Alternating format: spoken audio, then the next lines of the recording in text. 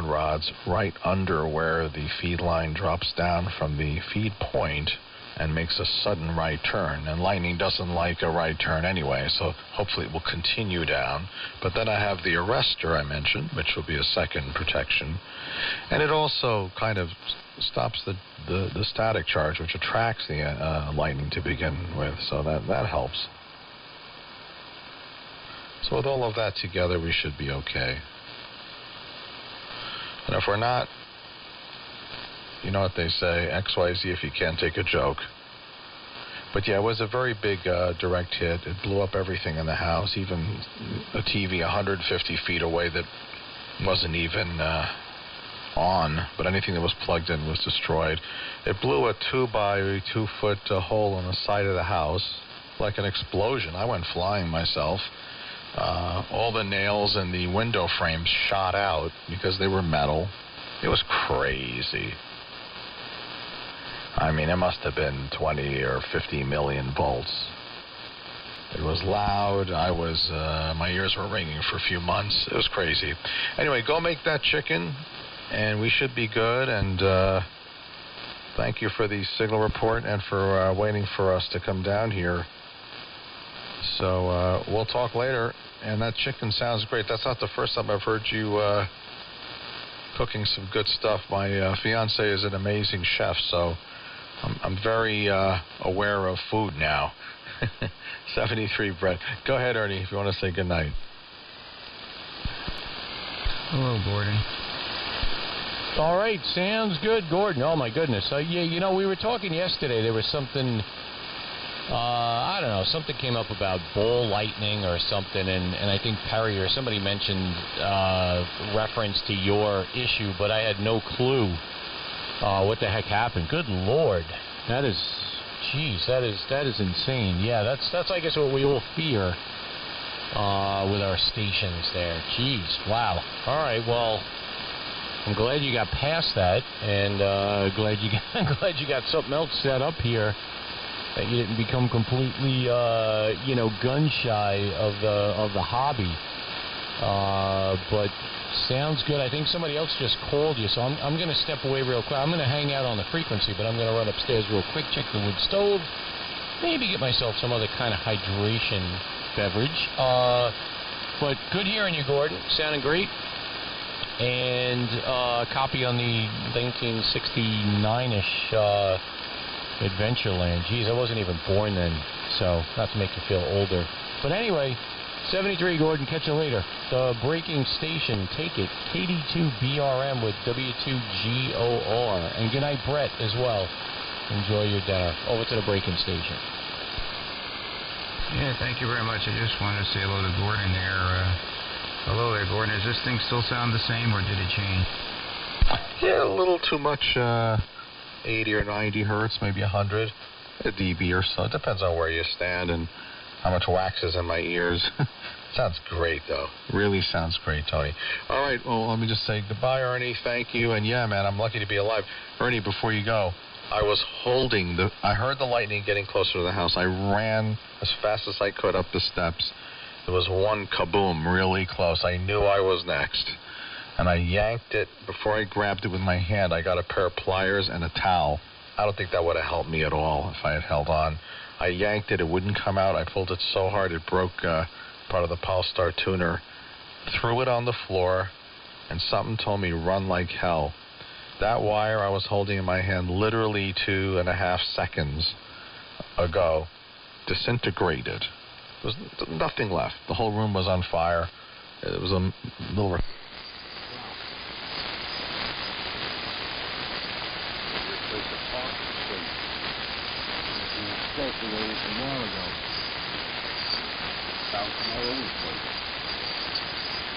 Anyway,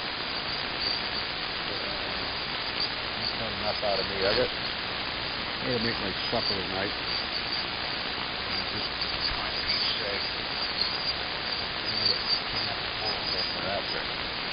That'll be right.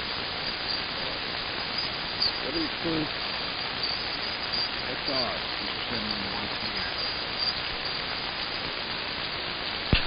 Yeah, N1YTN and the group from W2XR.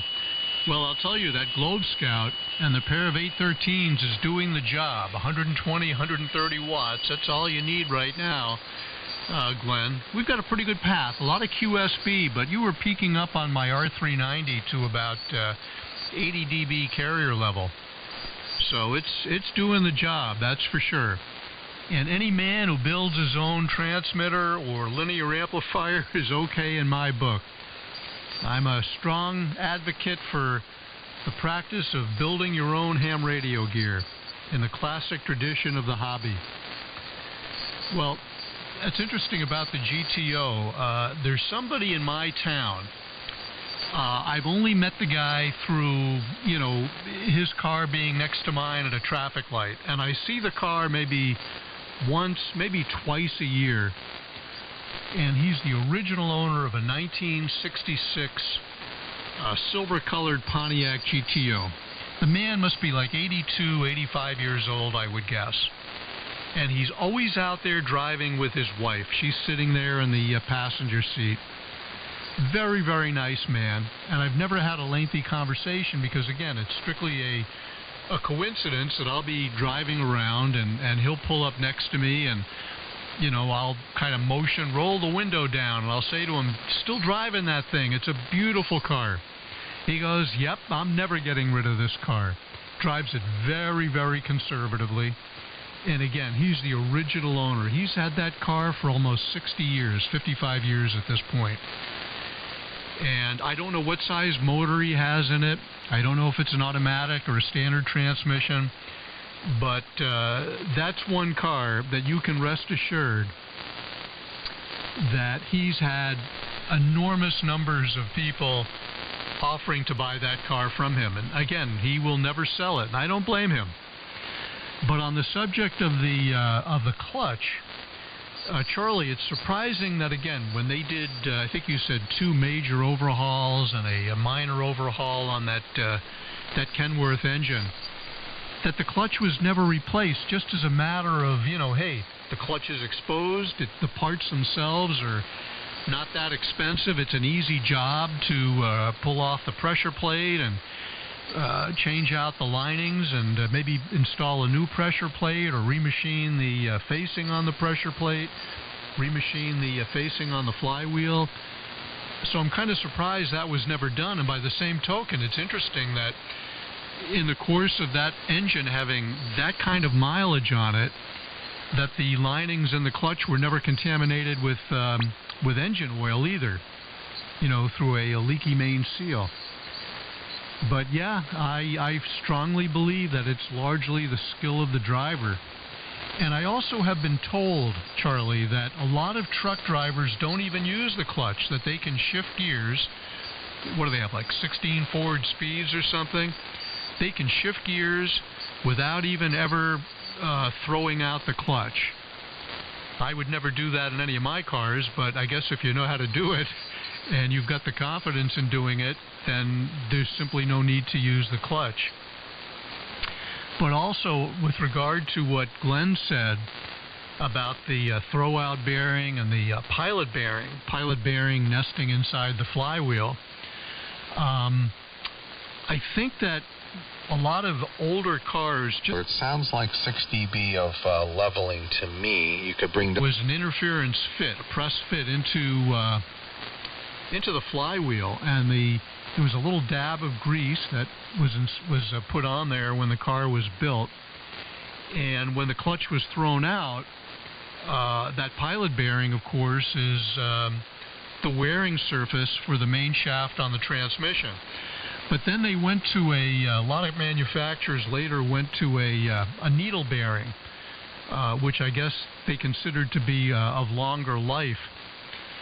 But a lot of the very old cars, the throwout bearing was what was called a carbon thrust bearing. I've seen them, and it's just a flat surfaced slab of carbon within a carrier that, of course, is hung on to the operating shaft for the clutch.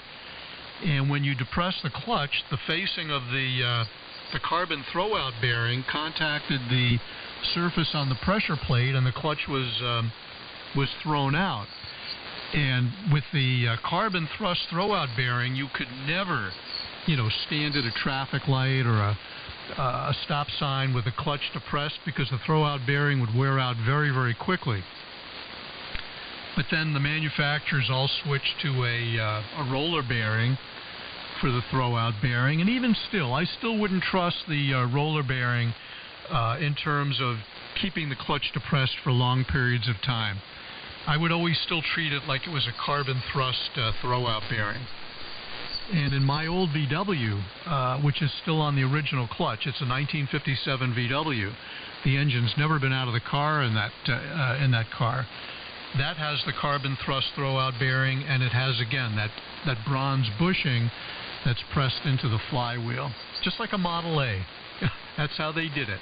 Except the car has synchro mesh in second, third, and fourth gear, whereas the Model A was a crash box transmission. That's the way they built them back then. WA1GFZ and the group from W2XR. Yeah, W2XR, WA1GFZ. Wow, Glenn, I'm really surprised. I had a 65 Tempest that I built a 389 for. And I've been in a number of Pontiac engines, and every one of them I've ever seen used the bronze throwout bearing. It's pressed into the end of the crank, not the flywheel. So I was surprised when you said that it was a roller bearing in your 66. Because let's see, I've been in a 68. I had a tranny out of that. I helped a friend do. 66 and 67 Chevelles. And all of those had bronze bushings in them. And like Bruce said, you just put a little grease on it and tap it right in.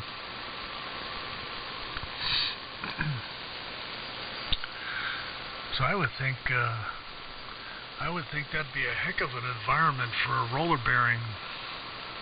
Because you got all that heat there just boiling out the grease.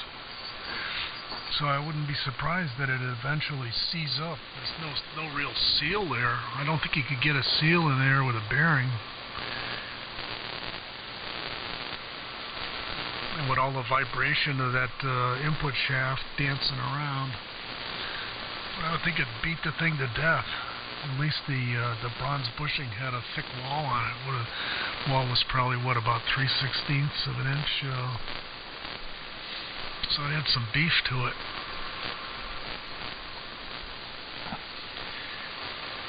Yeah, a couple of years ago, speaking of GTOs on Long Island, there was a guy in Long Island who was selling a 65 GTO. The thing was absolutely perfectly beautiful. I couldn't think of any other thing I would do to it than what this guy had done to this car. And I was kind of looking at him, and the guy only wanted $38,000 for it. He was moving, an older guy, and I hemmed and hawed, and he sold it. But he had gone down to Butler and bought a 455 and put it in it. It had, I think, a 6-speed Temric. It's either a 5 or a 6-speed. It just had everything you could think of doing to it. The thing was perfect. I figured he had probably close to 60 grand into this vehicle, and he just wanted to sell it because he was moving.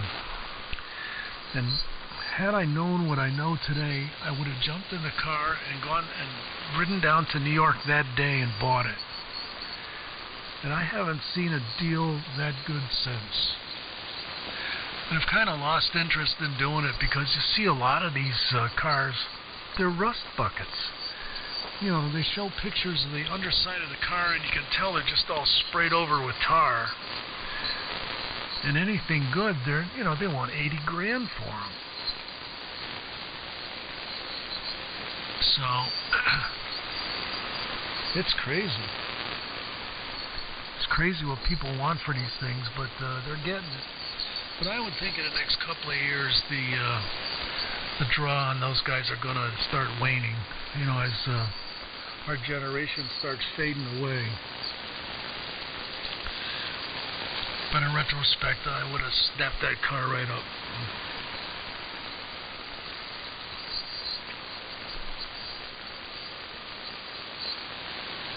And 9XCW in the group, WA1GFZ.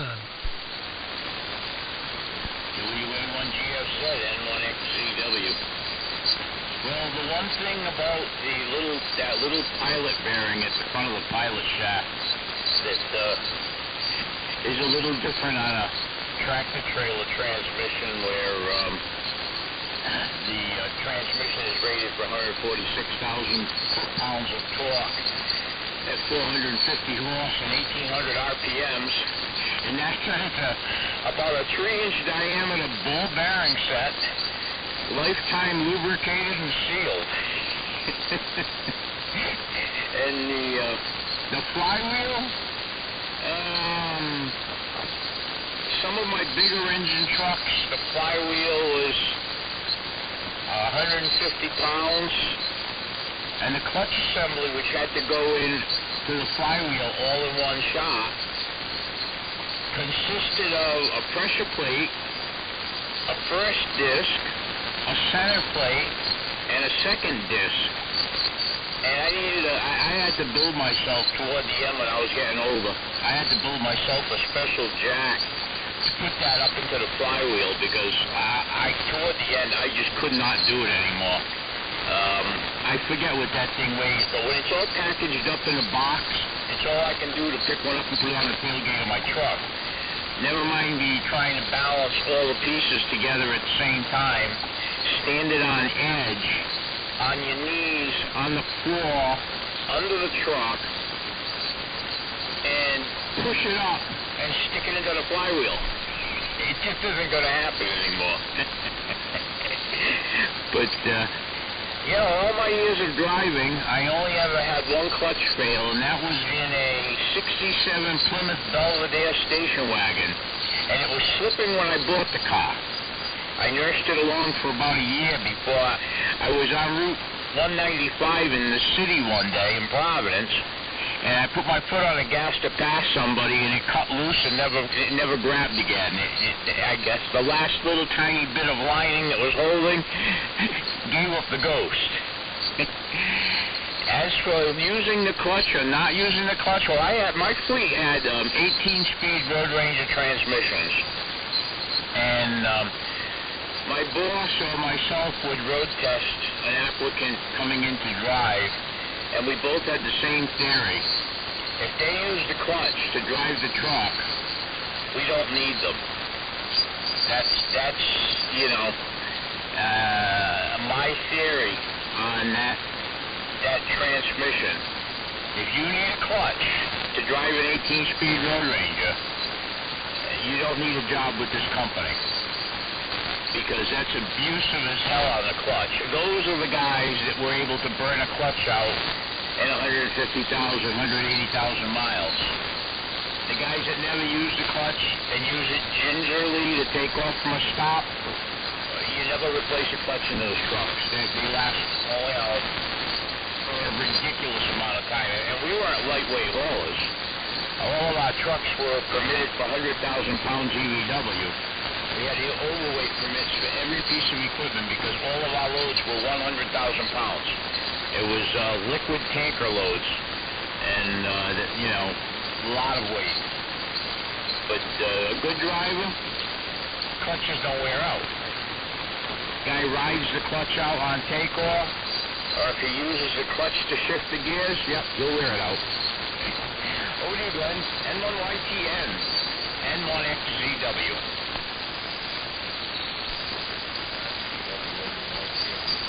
Yeah. When I drove truck, I never used clutch. In fact, I thought it was easier not to use clutch. It shifted better. You know your RPM at this point. Max the speed. The RPM. Revolutions per minute of drive shafts in the transmission, and it was just a clicking gear. It's just easier to use no clutch. It shifted better. I mentioned that's my boss, and I'm down the sales step. What's that? Oh, I don't know. It's an 82 Kenworth. 6V92 in it.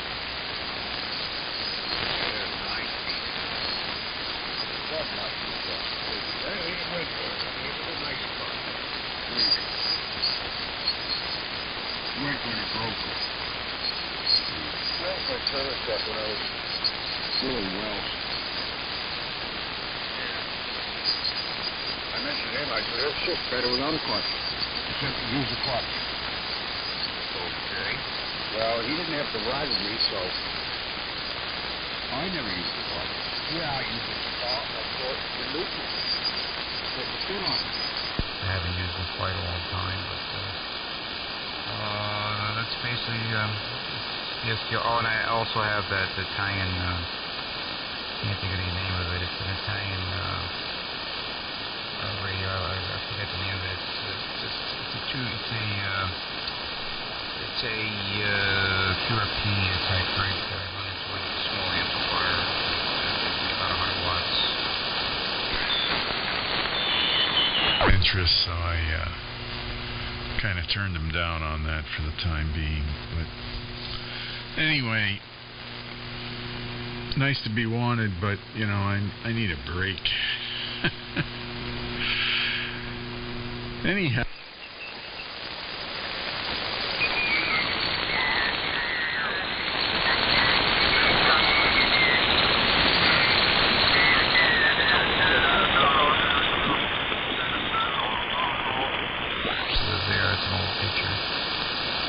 Pure signal on there because these guys were saying the Flex 5000 doesn't have pure signal, so I wrote pure signal on the picture, and now it has pure signal.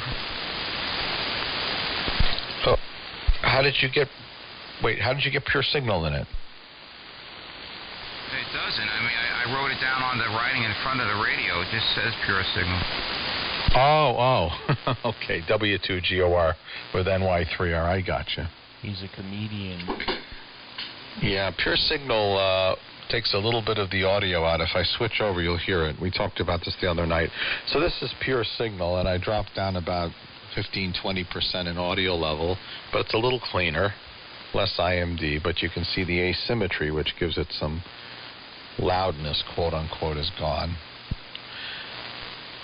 And now the pure signal is off. It's off. Do you hear the difference? Yeah, you're a little bit more fuller than with the pure signal off. That's for sure. You're a little bit more, like AM sound. Yeah, very good. So I have the, let me tune up again. Hold on.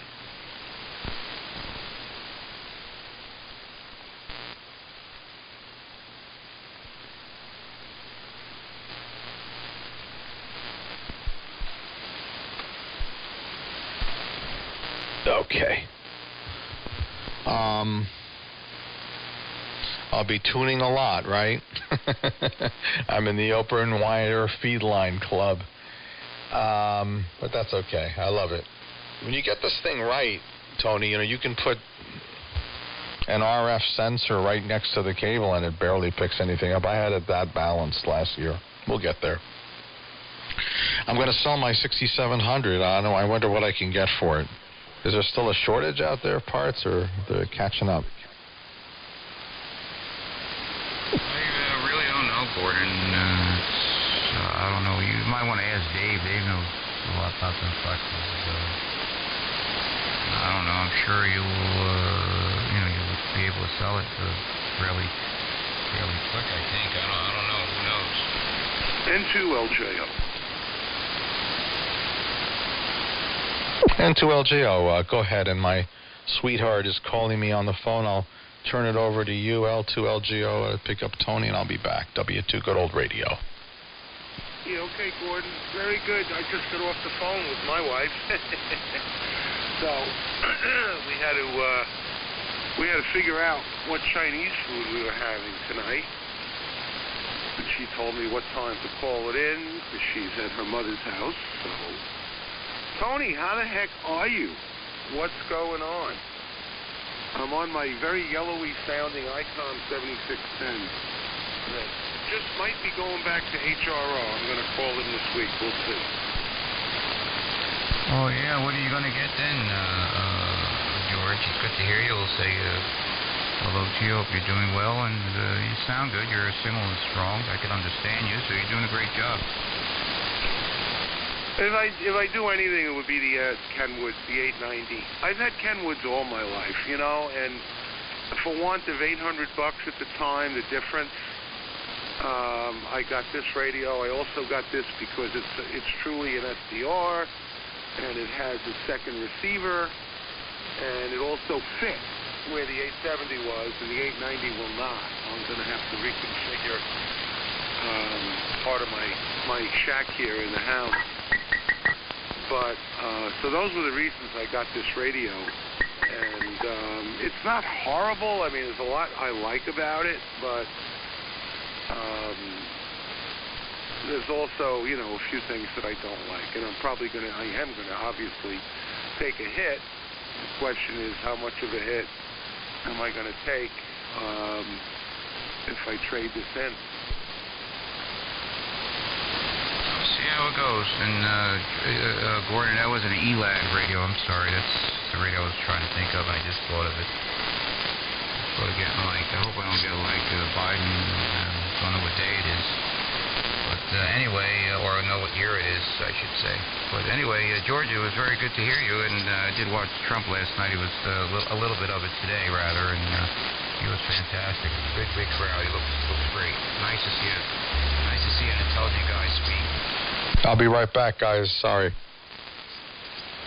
Yeah, no problem, Gordon. Yeah, I know. It was nice to see a real president. Thought you would sign in a half an hour ago. Presidential, who knew what the hell he was doing. I watched part of it today on Rumble. I don't even know if they have it up on YouTube. YouTube, you know, like Amazon. Anything I can buy not from Amazon, I try. I try my hardest. I'll check Walmart and I'll check eBay because that bastard Bezos is no friend of yours or mine. Exactly. Right Side Network has it, George. Right Side Networks. So I was listening to it when I was at work, and good speech. I mean, I didn't listen to all of it. I listened to the Drips in Your Ears, but I got most of it. So it was a big crowd there, which is good to see. So I think a lot of even the people on the left are going to say this guy, this other guy we got and all is a little, you know, the old style Democrat is going to say this guy is nuts. W3MMR. Hey Perry, how you doing? It's not just this guy, and it's really not him. He's not running the country. He's not running anything. Shit, be right back. He's told what to say. He's told what reporters to call on. He's told what he's going to be signing. You're going to be signing this today, Joe. Okay. He's not. Back. He's not in charge of anything. It's Obama, Soros, Valerie Jarrett, what's his name from Facebook, and Bill Gates, and a bunch of other people behind the scenes. It's mostly Obama, though. Definitely, this is Obama's third term. Yeah. Good evening, Tony. Long time no speak upon. George, Ernest, Gordon, who's in the background. Great signals all the way around. W3MMR. Yeah, good to hear you, Perry. You sounded good. Well, this is in his father's eyes, George. In his father's eyes. That's Good afternoon, Perry. Hopefully I'm coming over the signal. This is what he wanted to do when he was president, I think, and now he can do it and not get blamed for it. Storing soil. So, very, very good, Perry. You sound great in Lancaster. You sound great. Yeah, man. Yeah, good to hear you guys. Good signals. I think you got somebody else in the background there, too. Yeah. It's a good one. George, I never heard anybody put it that way, George, but this is Obama's third term. I thought that was pretty good. That's the truth. It's the truth. Biden's not running anything. He's freaking clueless. He's told what to do. And they already have the agenda. What the hell? What do you think Obama bought that house and stayed in Washington?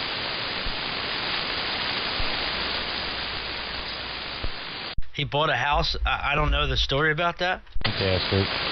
What about state of Washington, George? He bought a big mansion in Washington. He's got offices in his house and everything. Valerie Jarrett either lives with him or goes to the house every day.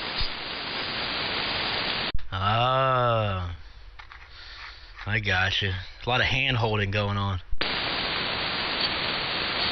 Yep. So that's what's going on. Well, good deal, man. Keep seeing a carrier in there. Yeah, man, I've been watching some football. Eagles got blown out. Eagles are out of the playoffs. Their season's over, which we knew was going to happen because they played Tom Brady and the Bucs, but still is crappy when you see the team play crappy, you know, when they could have done better. But anyway, there's millionaires that are making a lot of money and that don't care anything about me, so why should I care about them, right? Anyway, guess we're looking for some snow, then the rain. But it's going to be brutally cold next week, I guess. Did you guys see the weather for the end of next week? I got to go to work regardless what the NFL does, so I couldn't give a rat's fanny. I figured you would say that already. Who was that breaking in? Yeah, man. W2 Ian Wine. I heard Ian Wine. Is that you, Chet? Try again here. N1XBM. Oh, it's Bob. N1XBM. Yeah. Hey, Terry. How you doing? Good, man. Man, let me get you in the log. It's been a while. Yeah, you're way up there, man. It's early for Maine, but you're coming in. Fine business, OM. Good evening. Good evening, everyone. Yeah, it's OM. Hey, did you figure that? I see your stuff on YouTube. I'll just ask you real quick. You figure out your new noise source yet? Well, I found out the one. It was in my neighbor's house. It was a wall wart for the LED supplies. Like when I was posting them videos that were strictly about like the RFI and stuff, yeah, I figured that out. That was a wall wart for an LED light like setup in my neighbor two doors down. That was like causing 40 over noise. And tracked it to his house. He was super cool. I replaced the supply for him, and now the noise is gone. So I do still have a little bit of power line noise locally, but that kind of is what it is. Okay. All right, cool.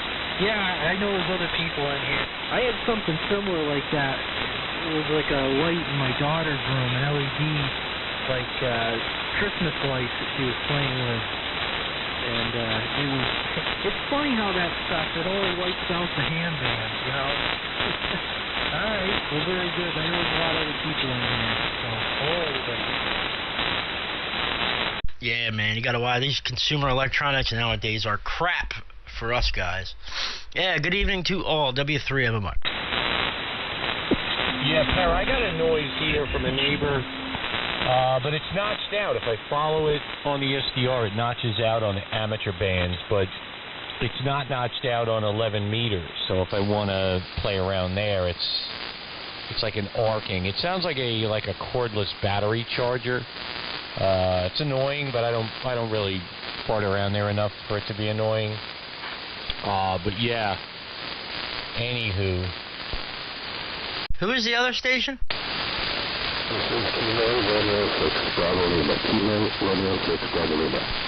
KR6BL. 6. Hold on a second here. I know it's real early, but maybe you're remote. Al in California. Is that you, Al?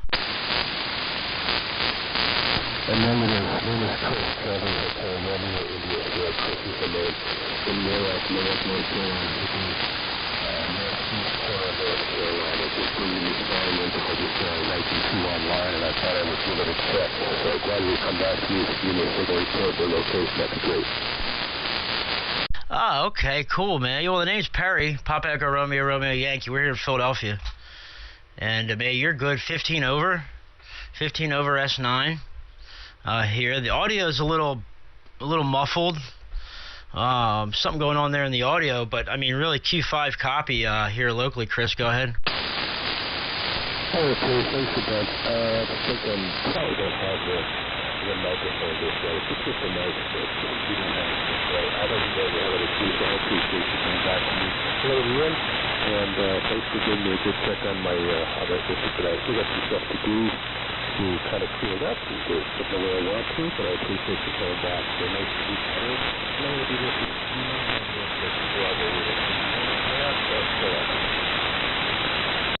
All right, man. Well, okay. No wonder I got your name wrong, because I got your call wrong. Hold on a second here.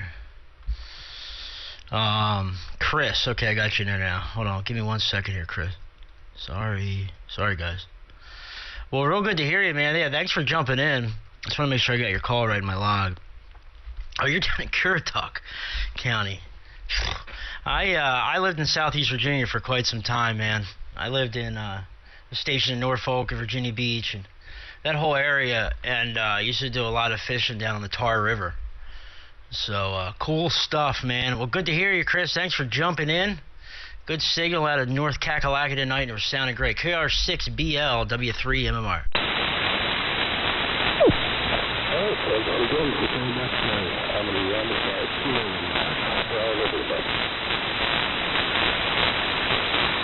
That was a North Kakalaka signal there, Perry? Yeah, that was down in North Moyock is where I got him at. Moyock, North Carolina. I think it's up by the Virginia border. Oh, all right. Yeah, I could hear him in there. He's about S9 here. But yeah, the audio quality was just a little shy here on this end. But the signal wasn't bad. It's just a little muffly there. Sounded like I don't know, something or other. But very cool. North Kakalaka, nice. Yeah, I know right where Moyock is. He's right on the border. And I bet when they had that Great Dismal Swamp fire down there, man, it was probably getting killed with the smoke, too. How about that? Oh, cool. Glad he jumped in. Good stuff. And, George, I just got your email. I'm going to look at that now. Yeah, it's an older story from when Trump was in office, but it describes how she moved into his house and how they were like the nerve center for trying to bring Trump down. Well, I know the Daily Mail is a good source for news, so I can believe what they say. Oh yeah, no, well it's true. I've seen it in other places too. So like I said, this is Obama's third term you're living. The first two sucked, so why should this one be any better? Yeah, man. That's right, Man's in there. What's up, man? Nothing, man. Just chilling. Just got done watching the Tom Brady giveaway, and gonna probably watch the next game a little bit. Figured I'd come down here and hang out for Jets. Waves of cold, and then the jet stream, this trough, bringing it down and right up the coast. So we shall see. Let me see, Bob. W2ENY.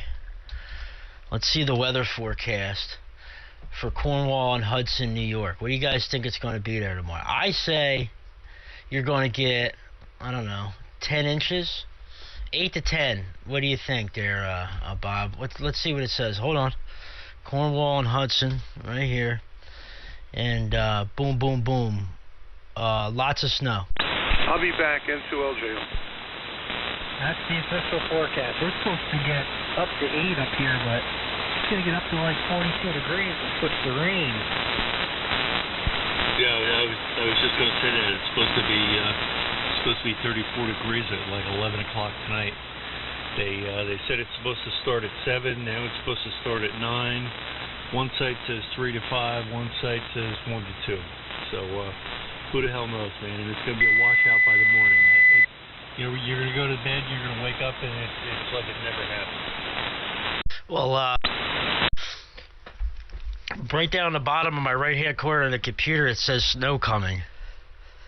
Oh, snow's having a good time tonight. Look for that. Oh, looks like it's actually might be starting to snow right now, according to the radar. But yeah, they're calling for about an inch here and then switching over to rain. So that's the story on that. W3MMR. I got to bring my Johnson in then tonight. Your Johnson? You're bringing in your Johnson? Yeah, I got to bring it in off the wicker chair tonight and bring it into the 20, the QTH. Gotcha. That thing's not weatherproofed out there, eh? No, I keep it in a trash bag, but I got to go to work tonight, so I'm obviously not going to be on the air tonight, and I'll be working overtime tomorrow day in honor of MLK Jr., and then I'll put it back outside after the weather's done farting. Yeah, temperature seems to be stuck at 27 degrees here right now. Boy, oh boy, it was cold this morning, though. Yeah, man. What was it up by you, Bob? Maine, Bob? It was the first thing this morning. It was -1, and it's only in the teens right now. Yeah, it was 9. This morning was as cold as it got here. It was about at 5 o'clock, 4:30, 5 o'clock this morning. Then I went into the shop for a while. I did put some carpet in a van doing a side job this morning, and then got out of there around lunchtime. And man, it took from the time I got there at 7 o'clock this morning in the shop and fired up the heater to warm the shop up to about 59 degrees by the time I left. It had just shut off, like the heater had just cycled off. So it was cold this morning, and it was hard to keep warm in there. What do you guys have, like a waste oil heater? Yeah, it's exactly what we have. Yeah, I don't know how many BTUs it is, but yeah, we have a waste oil heater. It's great. Yeah, a friend of mine here locally owns a shop, and he's got waste oil heater and big bulk tanks to put it all in. And as I went down there, you know, it takes forever to heat that space up. Holy shit. Harry, I got about 60 quarts of 1540 if you're interested. Man. Yeah, we actually got we have a lot of waste oil because we save it all summer. We have 2 bulk tanks outside. Well, one's like in the back room in the shop, and then out back in the little fenced-in area where the dumpster and stuff is, we have another probably 100. I think they're both 150-gallon tanks that we fill up all summer long. And then we've got another. It's like an old. It's like the old pump that we used to have for the waste oil system that went bad, but we ended up getting a new one. Ended up repairing this one. Now we're using it to pump, oil into the main waste oil tank, which is inside the shop. Which is kind of in a funky spot. It sits back in the corner, basically as far away from the heater as you can get. So sometimes in the mornings when you first fire the heater up, you have to press the reset button on the burner because it's not the oil doesn't get up through the lines in time, especially when it's really cold in the morning, man. Sometimes it'll take, you have to hit that reset button on the burner 2 or 3 times before the oil gets up there. But that's my only gripe about it. But besides that, boy, it puts out some heat. Yeah, man. Well, I got 3 12-quart, whatever they are, 2.5-gallon containers of 1540 in the back of the F-250. So, if you want it, I can bring it when we meet up. If not, no big deal. W2SVR. Yeah, man. Stand by. Well, you got oil for me. Ernie's got oil for me. Thanks, guys. I'm good on oil, man. We got plenty of oil. Ernie, I don't have a truck, man. I don't know where I put it. Maybe I have to put it in my trunk. I don't want to put it in my trunk. What's up, Pop? I heard Pop breaking in. There. Good evening to you, Dad. Good signal. Big group in here, just cutting the breeze, shooting the breeze, and cutting the rug. W3MMR. Okay, well, good evening, everybody. I'll get my act together here. Start taking some calls down here. Everybody coming in good. W2SDR. All right. Good afternoon, Frank. W2SDR in the group KD2BRM. I am going to get myself another beverage. I will be right back. All righty. Looks like it's about to start snowing here soon there, Pop. Well, actually, as soon as it says it on the computer, that means it starts. It says it's coming. It says snow's coming. Winter weather, snow. Now it says snow showers. So it must be here. Ah. The snow sensor calibrated on your computer, Perry? Yeah, man. There's like a piece of PVC that goes outside of my window. 3/4 inch, comes right in. I got it plumbed right into the back of the PC. And there's a special contraption I got in there from this crazy ham over in Germany. And I found it on, I don't know, I was talking to him one day. I found it on his QRZ page, and it works really good. Yeah. That would be pretty cool, though. My weather station has been saying it's been snowing all day, but it hasn't been. I never got these weather station things and how they determine if it's snowing or raining outside. You know, it's got a little cloud graphic at the bottom of them for anybody that has a weather, a cheapy Accurate weather station or something. And I wonder how it determines that. It's controlled by George Soros. Hey, Shane. How you making out there? You get any snow? It just started about 5 minutes ago. We're supposed to get 8 to 10 inches. Yeah, I know you guys are supposed to get hammered out there. So, oh, cool, man. Yeah, I guess it's going to start here. We might get about a 1/2 inch to 1 inch. Then some sleet, freezing rain, and then all rain. So, well, that's the way the cookie crumbles when you live 50 or 60 miles from the ocean. Yeah, I'm looking at the radar now. To that old I-95 corridor dividing line. And it's worse for me because I'm low because I'm close to the river. I'm not only close to 95, I'm close to the river. W2GOR. Yeah, well, there you go. And I'm going to send you a little bit of a video there, Perry Roger. Roger. And good evening once again to Gordon. Shot your lady.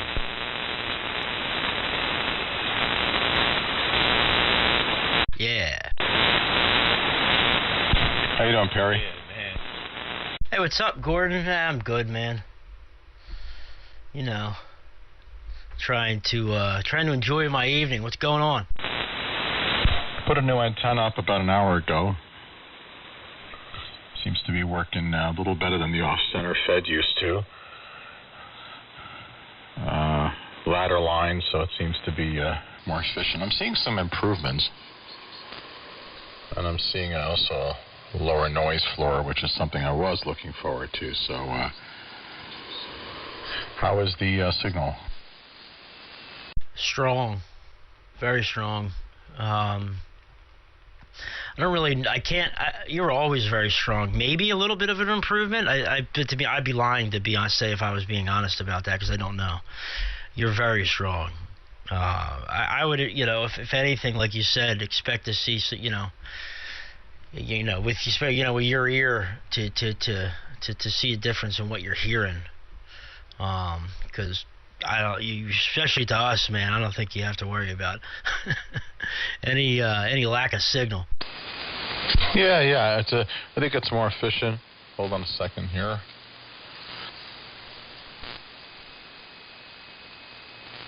Excuse me. I like the way the noise is lower. Definitely. S4 or 5. It was S9 with the off-center fed, so I don't know if it was more man-made or band, but whatever. It's definitely quieter.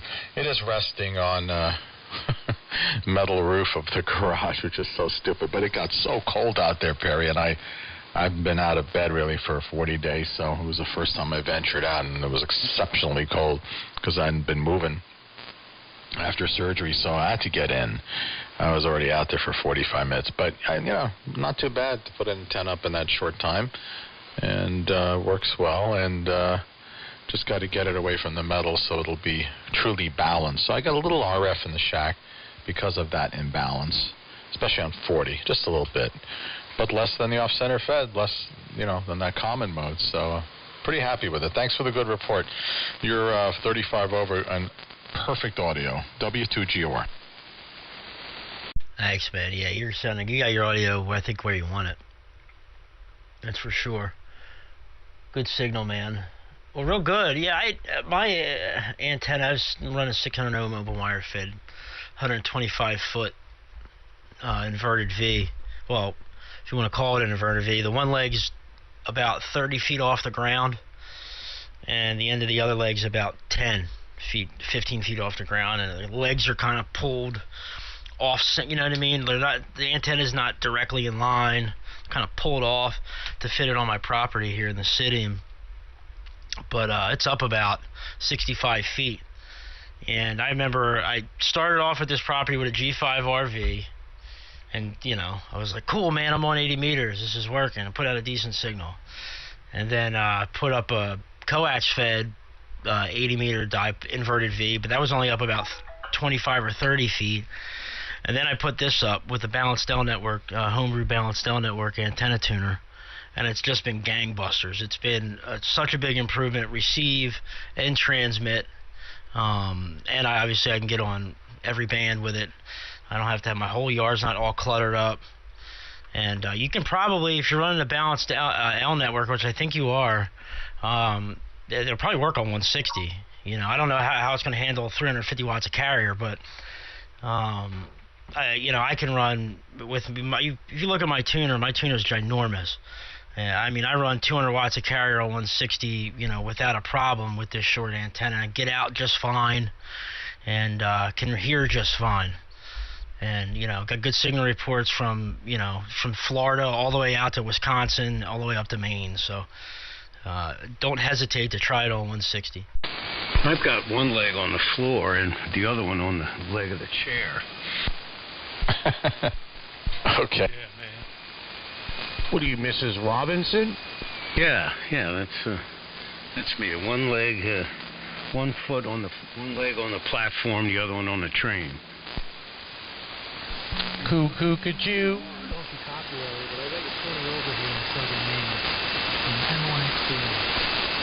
Oh, one more time. N1 again? N1 XBM, November 1 X-ray Bravo Mike. N1 XBM. Just letting you know, I got you 20 over here in Southern Maine. Oh, great. Thanks a lot. Is that Bob? Yeah, this is Bob. Yep. Actually, I got to go. I'm going to have a little bit of early dinner. So I'll just be listening out here while I head upstairs.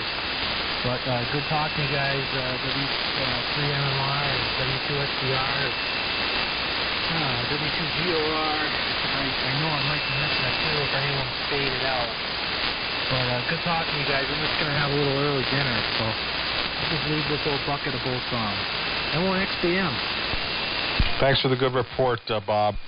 Relative to the other stations, it's doing okay. It's a new antenna. Yeah, good on you there. Yeah, good. Hey, to hear you, Bob. Always a pleasure. 7-3. Where's I thought you said Tony was in here. Yeah, I was talking to Tony earlier. NY3R, if that's the Tony you're talking about, and then I had to grab a call, and then I came back, and that's what I love about this. You come back to the radio, and there's all these other voices on there, and I think I left Tony in the dust there. My call took a little longer, but he's doing well. How are you, Frank? I just heard you. Just want to say hello. There he is. Sorry I took off, Tony. Let me get a word in here for a second. Hi, Tony. good to hear you, man. It's been a while. How you been out there? I don't want to, stay in here. There's a lot of guys in here, but I wanted to say hello and make sure everything's okay out there. Tony, it's been a while. Gotta go downstairs soon, but I just want to say hello. Well, you doubled with me, but anyway, thanks for saying hello there, Tony. Have a great night, and go out there and get your sled out and go sledding tonight. Yeah, man. I gotta go to work at 4 a.m., so hopefully it'll be all washed away, otherwise I'm in trouble. So, all right, I'm gonna get out of here anyway. I gotta do a few things. So good to hear you, Frank. Everyone have a good night. See you later. RA Yankees Free Radio. Have 7-3. Yeah, cool. See you, Tony. Great hearing you, man. W3MMR. Night. Thank you very much. See you later there, Perry. Take care. Yep, see you, man. Perry, how's your dad doing? Is he on tonight? Oh, yeah, you're just talking to him. Oh, okay. I didn't... Oh, okay. N2SDR? No, there's so many people talking at once. I don't even know who's talking. There was like a quadruple there, and but this is W2SDR. This is Frank.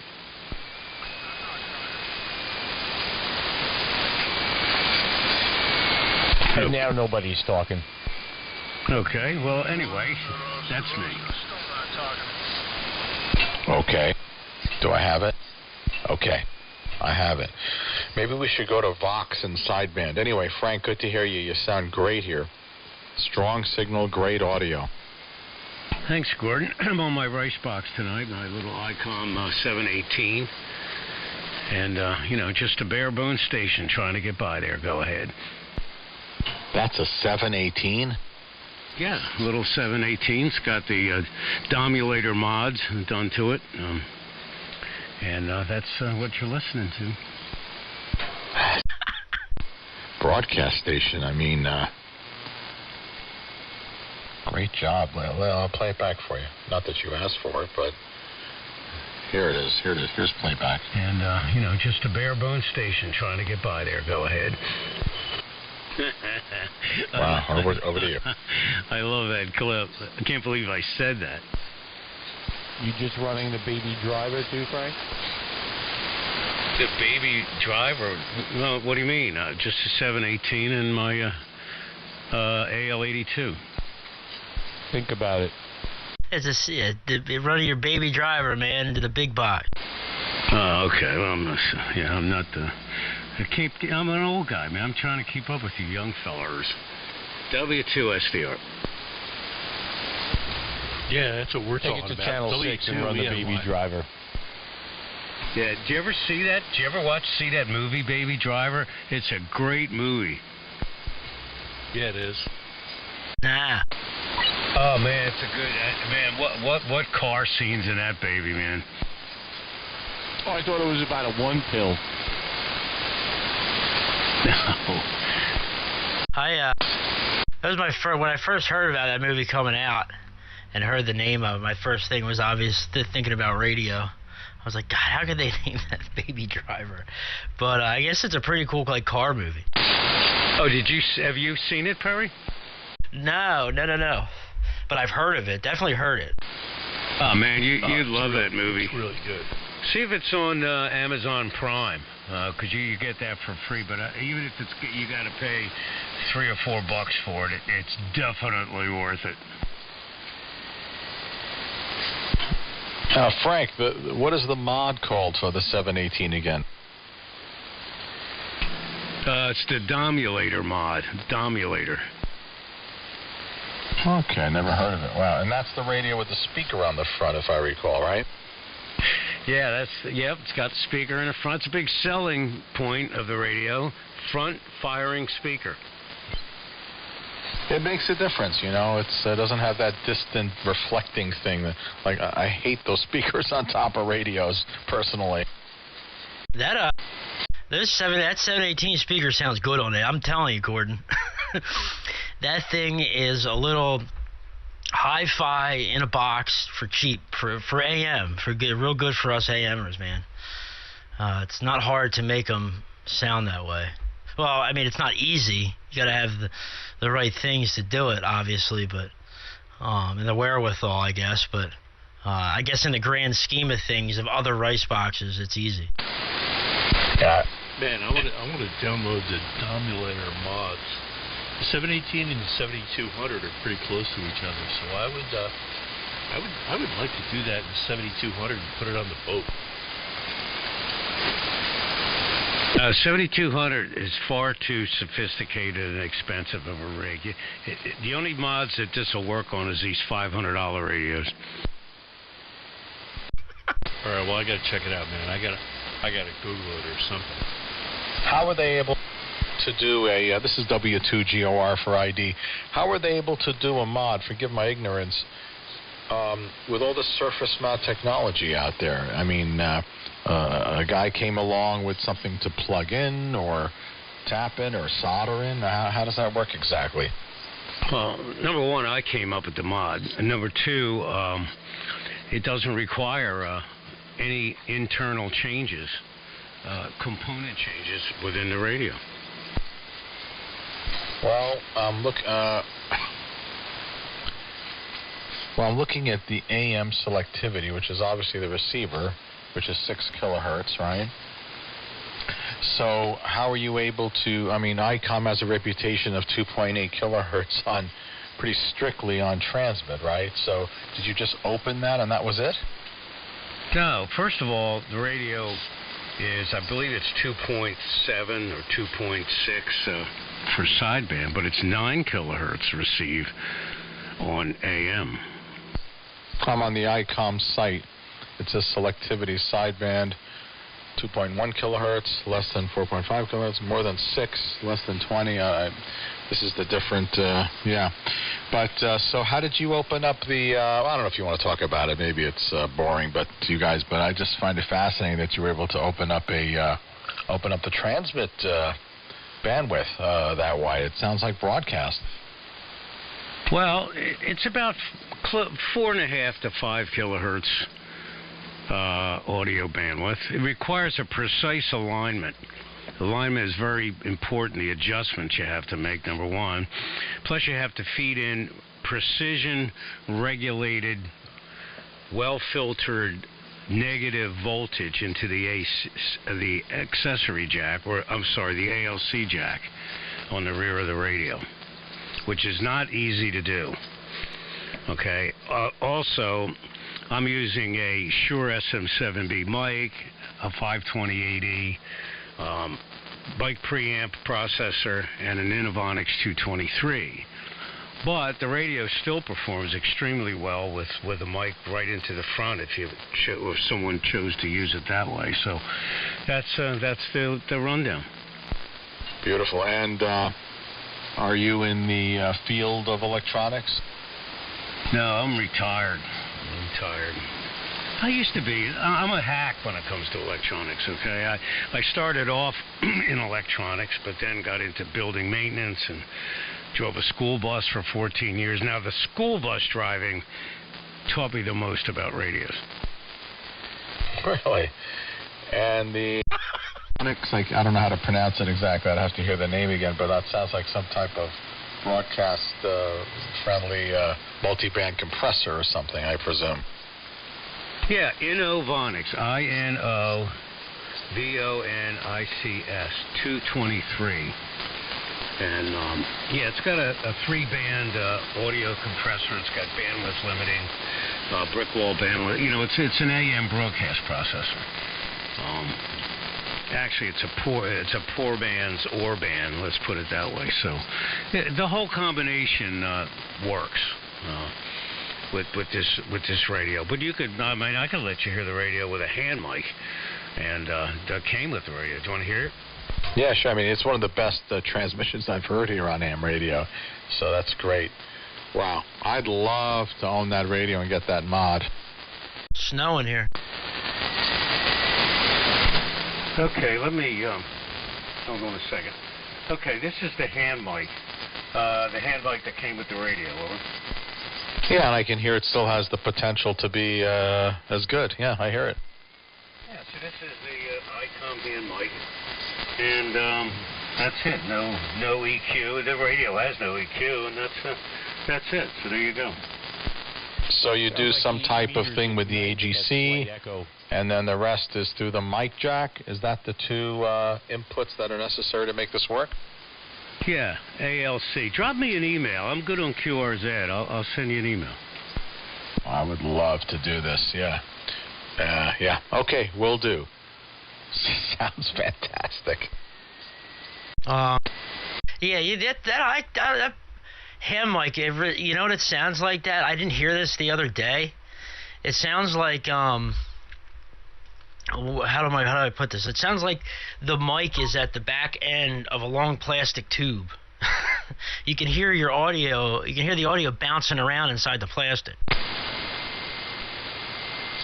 Is it carrier? Well, yeah. Maybe I didn't do it right. I have to maybe I would have to unplug the where it goes, where I have the audio going into. But well, you heard it on the hand mic before, I think. I don't want to monopolize this. There's a lot of people in here. No. Yeah, man. Oh, no, yeah, okay, no big deal. Yeah, I heard it sounded good the other day.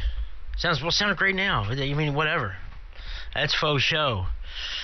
Yeah, man. I'm good. Well, according to this LP500, I'm doing 125% positive peaks out of this Anon, man. This thing will put out some audio if you have it set right, you know. Not ICOM 718 audio, but you know.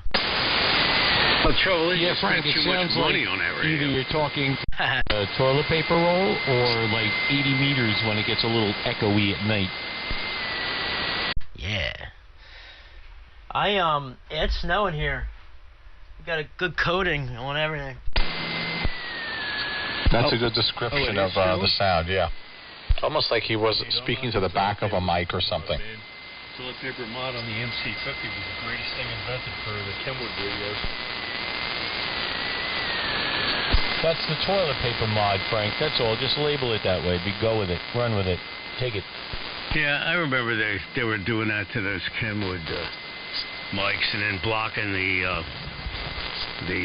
side bands. Well, that's because it was a cardioid, so it got rid of the proximity effect. It changed it essentially. It blocked the other half of the cardioid pattern off, and you didn't get that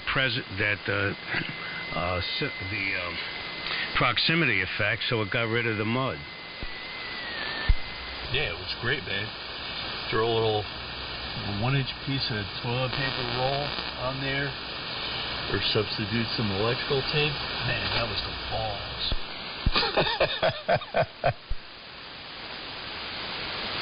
Band's quiet. And the Steelers suck. Hey, well, before we go into Steelers, I have a question for you, Perry. Yes, and I may have an answer. And you may not. How'd you get 125% modulation? Because I think I have it too. I did it by bringing the carrier level down to 87, a phase rotator off, so I'll have the asymmetry, and what else? Pure signal off in my case. I know. And then, of course, the audio processing to achieve that with the shape of the waveform. Is that what you're doing, or is there some Perry magic? No, there's no magic. I keep my carrier level at 90. I ran it at 100 for a long time, but I like watching the meter swing.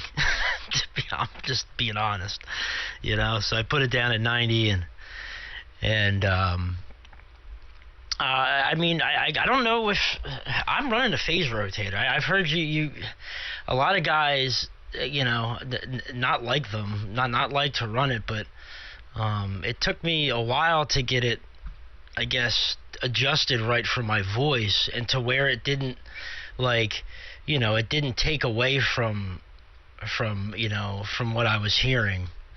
Because some people, I can hear it. I can hear when they turn it on and off. I don't know. It just seems to add just a little bit, you know, of different stuff to my audio. I don't know. It's hard to explain, but I do run the phase rotator, and I just run CFC. I also run the regular EQ as well for, you know, the in-between frequencies, and yeah, so carrier level at 90. Yeah, I had mine at 86. I brought up to 90 now.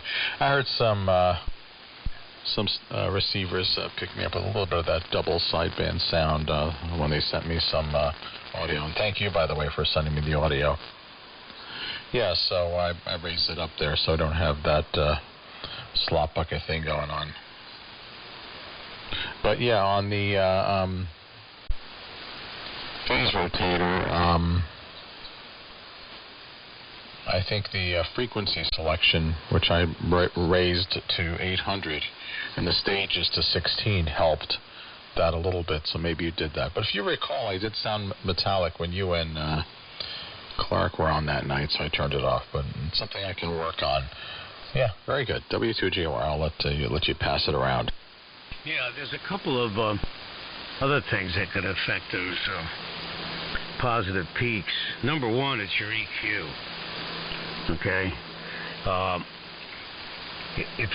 most of the peaky signals, the peaky frequencies in your voice for asymmetry are at different frequencies. So the more of those particular asymmetrical frequencies that you have in your voice, the more positive peaks you're going to get. Okay, for a given radio. Number one. Number two. If you have a lot of those mid-bass frequencies from like 100 to 400 and not big peaks up around 2 and 3, you'll get less positive peaks. So, but your particular voice has a lot to do with it.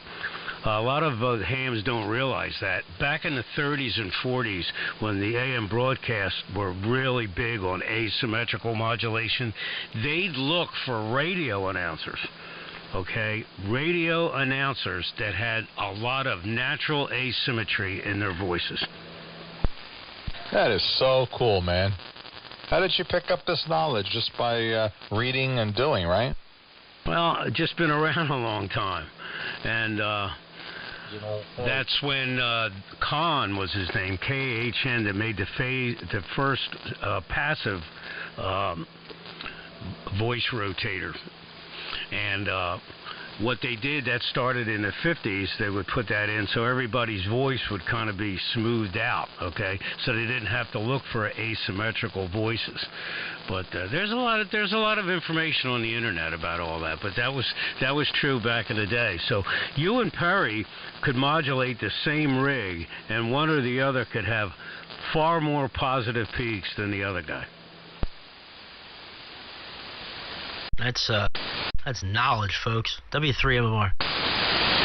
That's old Fort knowledge. Yeah, I run 90 as well, 90 carrier level on the Apache, and I'm smacking it. Very cool, Frank. Thanks for sharing that. That's awesome. Oh, you're welcome. There used to be threads. We had threads on. Well, it was a bulletin board first of all. Now it's the AM window on the AM.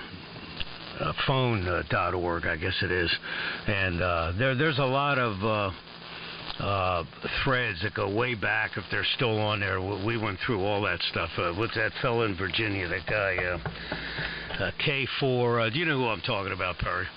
Don K4KYV. Yeah, we used to be on like hours in the middle of the night. We went through all of this stuff. Now that guy is knowledgeable. Yeah, he's Don, and for years he's been a powerhouse of knowledge. Yeah, I love Don. Yeah, he's good, easy listening, especially on like late night on 160. Like I have the receiver on, and I'll hear him start to call CQ. But he only ever hear him late at night. Yeah, man, the AM press exchange. Yeah, you want to hear my imitation of Tim and Don? Here it's like this. Well, hello, Tim. How you doing there? I was sitting here and got this modulator to go 25 pocket fire transistor. I couldn't go that share with the transformer, but I ran into negative peak voltage, and it's very true. And yes.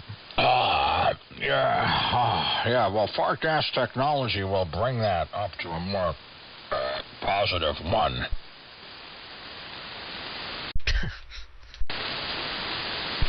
I'm starting to hear that echoey sound in everyone's transmissions, like Frank's 718 with a hand mic through the paper tube. That's cool, isn't it? The hand job with the paper tube. That, it's funny you said that, Ernie, because that happens between my dad and I sometimes. It's just some atmospheric thing. I'll start hearing, like, it's almost like slapback echo. Yeah, I think it's a combination of, you know, ground wave and sky wave coming in just slightly off enough that it almost gives you that little bit of an echo effect. Not enough to cancel, but I definitely noticed that happen as the night goes on with the closer stations on, you know, 75 or 80 meters. So anyway, just throwing that out there. I'm starting to hear that. I'm going to have to get out of here shortly because I got a couple of things to do. Then I got to take a nap before work. Not that anybody cares. I'm not looking for sympathy. Just letting you know I'm getting the hell out of here shortly. Well, yeah, the angle of the dangles. It's always good hearing you, Ernie. And we'll catch you later, dude. Enjoy your nap. Enjoy the salt mine. And good to hear you, man. Great signal. Over to you, Pop. Okay, see you later. W2SDR. Wow, that was disappointing, Frank. I'm just kidding.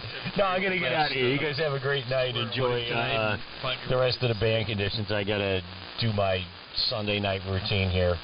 There's no such thing as a holiday when you run a railroad. Nope. What'd you say, Bob? ENY? Yeah, I was going to say, Ernie, just be safe, man. Wear a hoodie, find your way to the safe, and leave early. All right, thank you, Bob. We'll catch you guys hopefully tomorrow, man. You guys all have a great night. Have fun. I got to go 10-7, as they say, on 27 megahertz. So KD2BRM's clear. Good night, all. See ya. Yeah, I'll catch you on the flip side.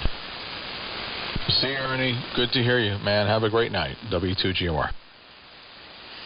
All right, good night, Gordon. Good luck with your new antenna setup there. Sounding great. 73, KD2BRM. Yeah, thanks, man. Yeah, large roof antenna coming out.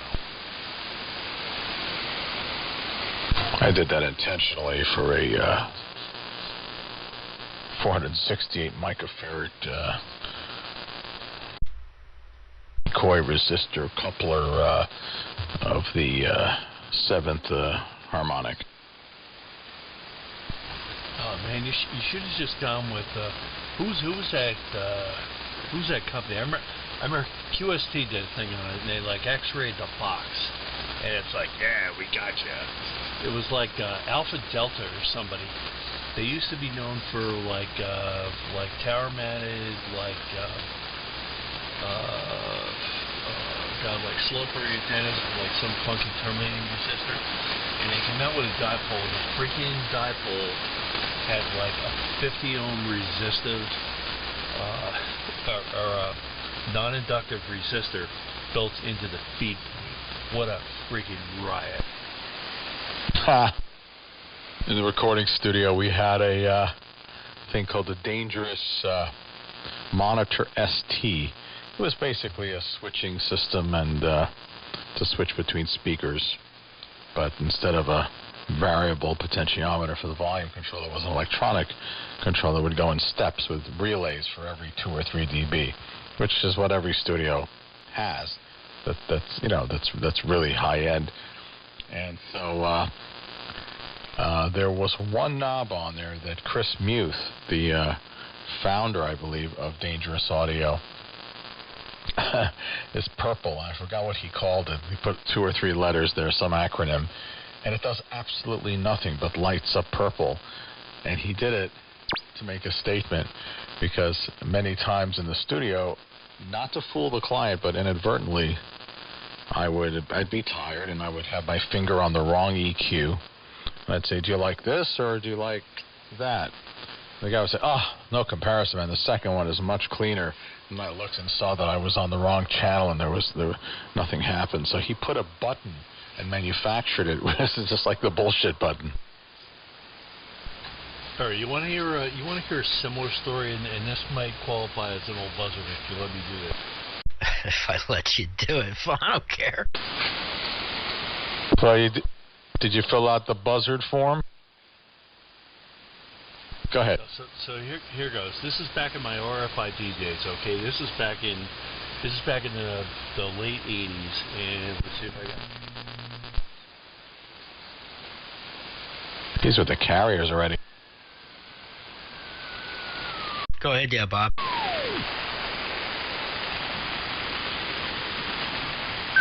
All right, so let's see if I got it. What? All right, that's cool.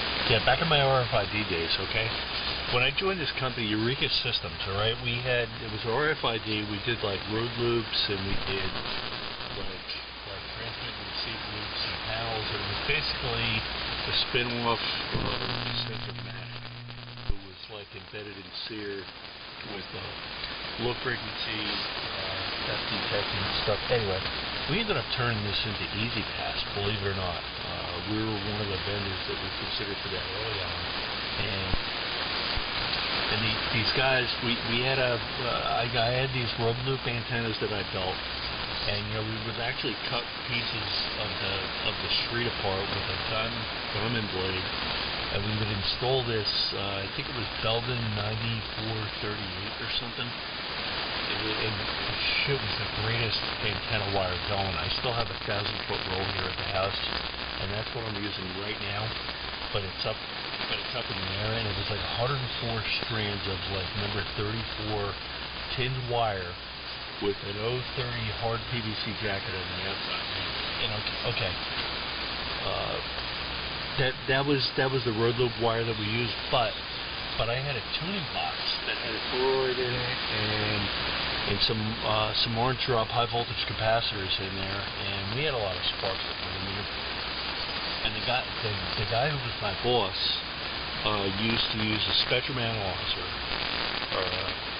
in order to tune these loops, and I was like, "What are you doing, man?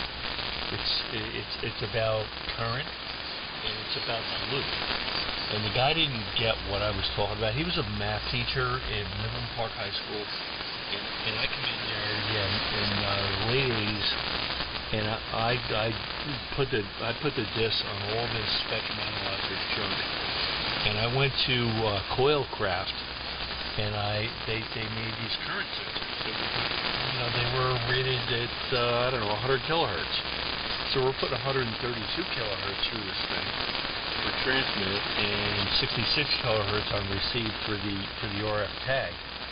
And I had these guys busting my balls about the antenna performing, and I took it from spectrum analyzer to DC voltmeter across these two terminals. Okay, this is how you tune the antenna. Okay, I took all the rocket science out of it so that some fence installer could install these things. And these guys bitched and moaned about one antenna that I built. So I said, all right, hold on, let me do this mod.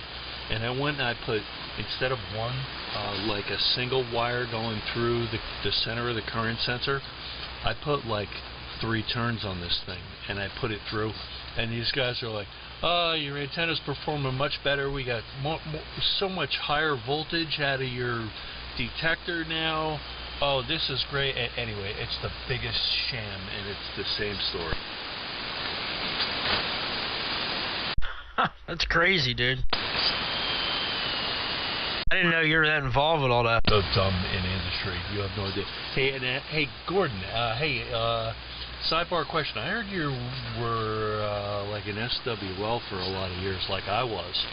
And I was wondering if you remember the call sign into CJJ in the AM window.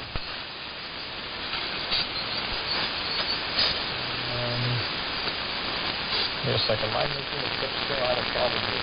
The band's getting long, or either that or Gordon has an issue. I think the band just broke. Hold on 1 second. No, it didn't. Sorry, guys. I hit something. The name vaguely sounds familiar. The band is changing. But, boy, that story's crazy. Hold on, let me turn the linear back on. Yeah, And, you know, I hear stories like that all the time, just to comment on that, you know. There's a lot going on like that. I have a friend who's in the education, IT thing for education. The stories I hear are just astronomical of just the lack of understanding and stuff. But anyway, no, I don't remember that station. Who was that?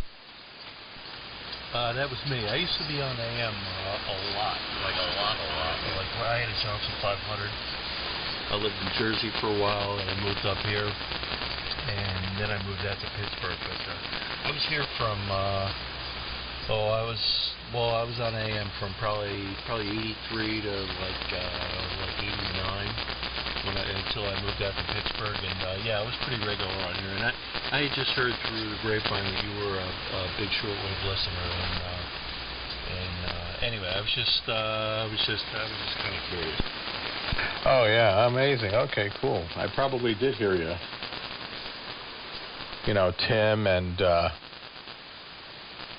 WA1EKV and I guess who's now K1KW, I guess, and Bill W3DQ. Yeah, all you guys. You got me in the hobby. That was in the 60s. And that's how I got into audio and music and so on. So it was a huge inspiration, and I couldn't get sleep and do my homework. I could not get enough of listening to this frequency.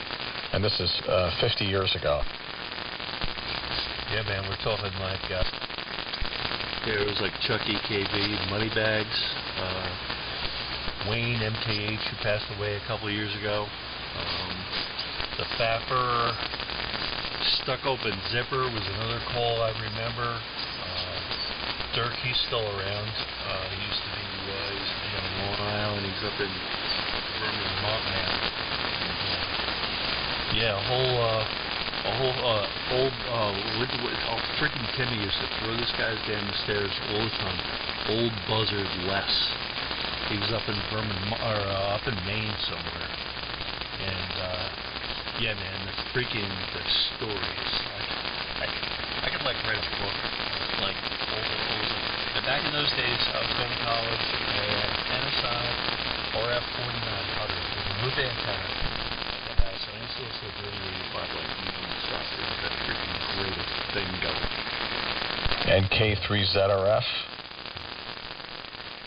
Bill 3DQ. He was like the guru. And my best friend Mike D'Agostino, WA2VNI. We met on this frequency 40 some odd years ago, and been friends ever since. Pretty incredible. Got to spend a moment with the YL here with my sweetheart. I'll be back in a little bit if you guys are around. Cannot get over Frank's audio. It's like just so cool what he did. It's just crazy, man. Just never. I thought he was kidding at first when he said, yeah, ICOM 718. So you never know, man. All right. So back over to you, Bob. Then we're going to tie it up here for a little bit. Yeah, Fun Business, Gordon. Catch you on a flipper. Yeah, I'm actually gonna bail too. I got we have pizza good times we're doing upstairs. I got the baking steel. It's 3/8 of an inch thickness. And I have it in the oven right now. We gotta preheat it, and then we're gonna cook a whole bunch of pizzas. And I cannot leave this QSO without mentioning my old friend Uncle Ed, WA3PUN, and all of his freaking antics. And oh my God, I love that guy. Ed Bolton, I love that guy. He was out in, I think, like Harrisburg or something. He ran a Valiant, and man, he was some serious entertainment. I was reading about him last night. He had that picture of him turning toward the camera, sitting in that chair, reclining. Remember that picture? Yeah, he also got himself in a lot of legal issues. Yeah, I heard that story last night from PJ. Yeah, well, I mean, some pretty nasty stuff. Guys, I got to go to the YL. Frank, Bob, Perry, talk to you later. I'll be back. W2GR. Pleasure, guys. Thanks for your help with the station here. 7th. Yeah, I'll go with it. Yeah, I heard some story about some sketchiness with his girlfriend and her daughter or something like that. And I don't know what's going on there. I'm just saying that he was a pisser, man, on the radio. You never know what the guy was up to that night. Well, he used to do those Amos and Andy routines. No, he was quite a character. There's no question about that. But towards the end of his it's a shame what he just took a real left turn, you know. But he was entertaining, yeah, definitely. I remember the Eddie stuff. That was pretty whack.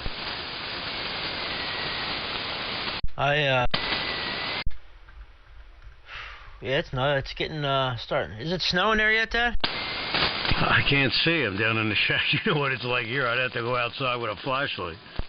Oh, I didn't know if you're. Yeah, I guess you are downstairs. Oh, the other guy that I left off, he also he lived up Forest Canyon, New York. He was east of W2WME Ralph. And I forget who was telling me the story. I think it was Bear. That Ralph actually had like a regular house, and then he had like a house behind the house, like filled with equipment, and that was his shack. It was like a whole house, like BC 610s, Johnson 500s, like the typical AM hoarder guy. Yeah, I have a bad memory. You know, I wish I could remember. I'm trying to remember this one guy. I think he was at 2. He was from upstate New York. He used to get on here at night drunk all the time. Yeah, here he is. Do you remember him, KC2IFR, Bill? No, I don't.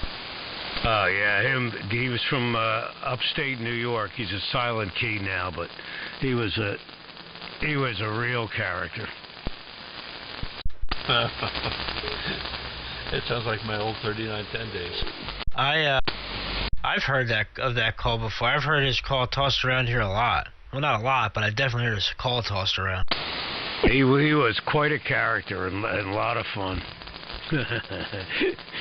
KC2 IFR. He had one of those accents from like a Midwestern type accent and everything. Yeah, he was pretty cool. All right, anyway, fellas, I gotta bail because I gotta start working on pizza with the baking steel. It's like a 14-inch by 14-inch piece of stainless steel, 3/8 of an inch thick. I use it in place of a pizza stump.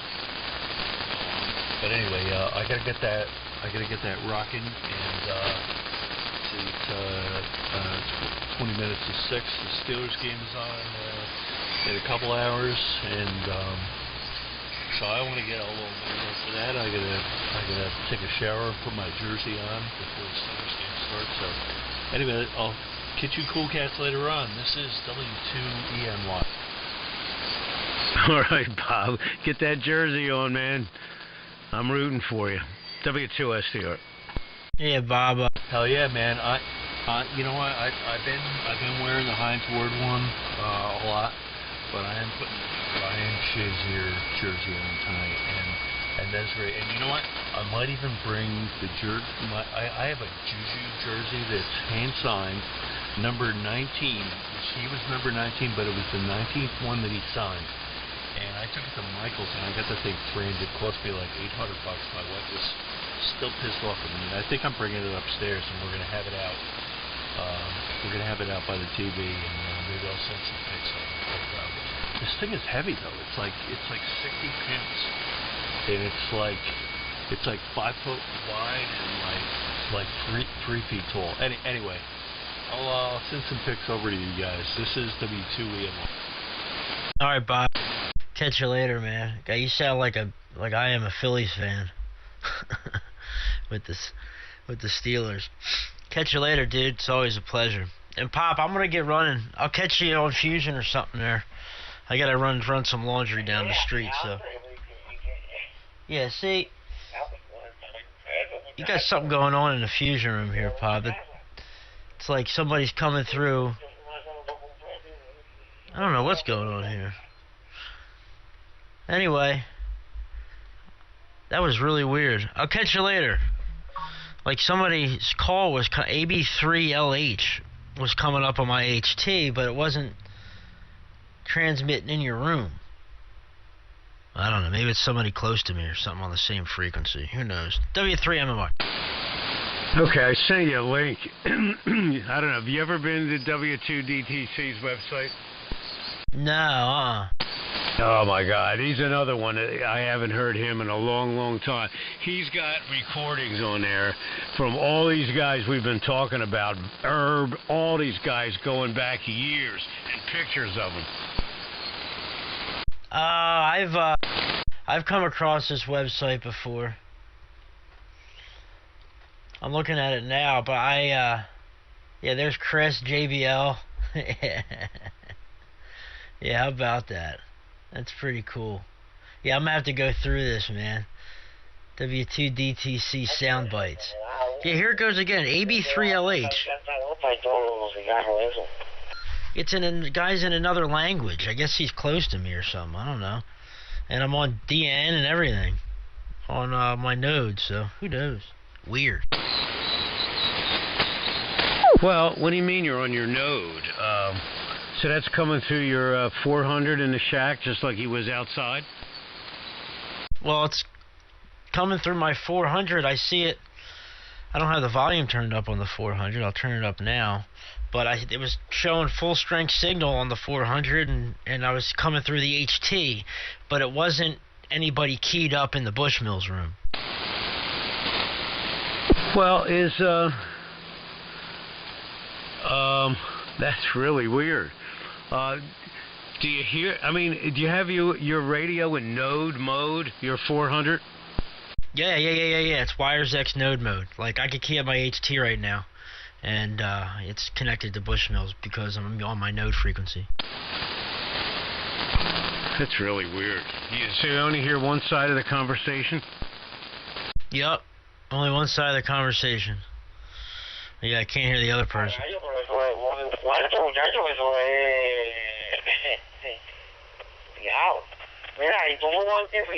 Yeah, he's pegging my meter. But he's not coming through my 400. That's really weird. I don't know. I don't know what's going on there. Let me turn the radio on here. I think he's using your node. I don't have a radio down here. Let me look at the dashboard here and see what I can see on the dashboard. I don't see anybody that I don't know that's in there. I don't see anybody keying up the room. So your node isn't keying up the room. No.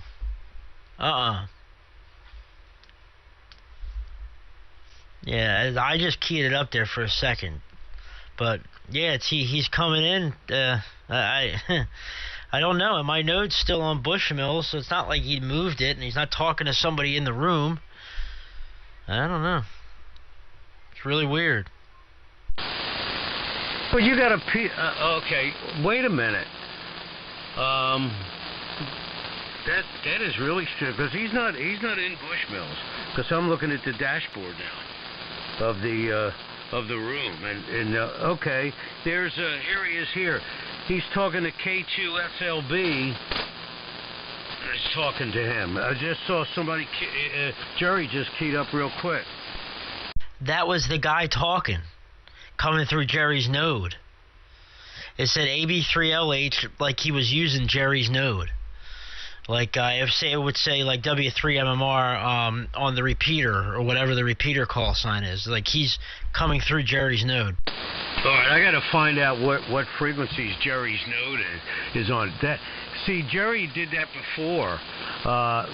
We had to send him an email from the hub because he was using like 146.535, like right in the middle of the simplex band, and people were keying up the hub and stuff when they talk simplex. And that's probably what it is. He's probably has that node set up right in the middle of the simplex band, and that guy's talking to somebody on simplex and keying his node up. Yeah, there you go. That's probably exactly what's. It's weird. I wasn't popping up on the dashboard before. Well, I thought it did it like one time, but then I thought I was crazy. But then I saw it again, but it wasn't doing it for a while. I don't know. That was weird, but okay, yeah. So I guess you're gonna have to get a hold of him. Yeah, it's no big deal. I mean, but it's just weird because I saw it come up for a minute there. So, all right. Well, look, I'll let you go. I guess I'll sign out now and head upstairs and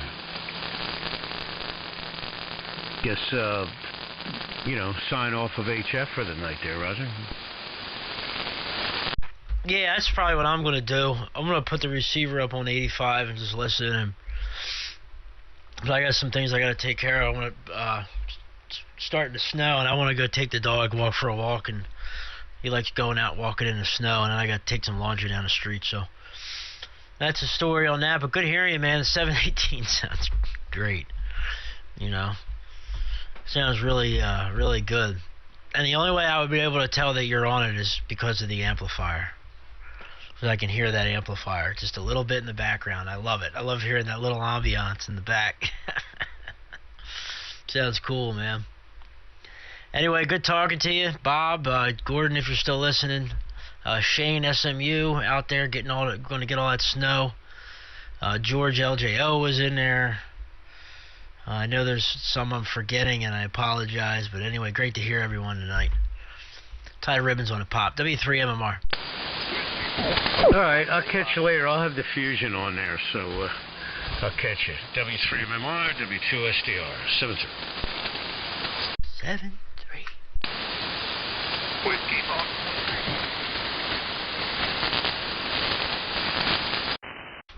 Was that WF1L? Yes, it was. This is Bill, WF1L.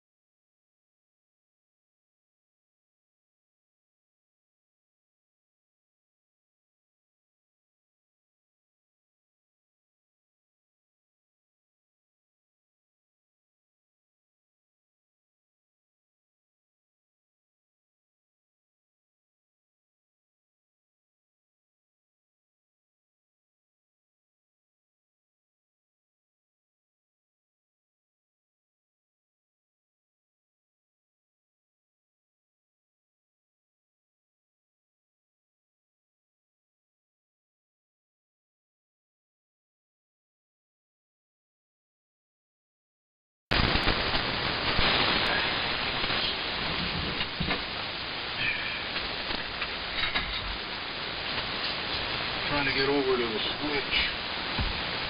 Get set there, Dan. Both of you.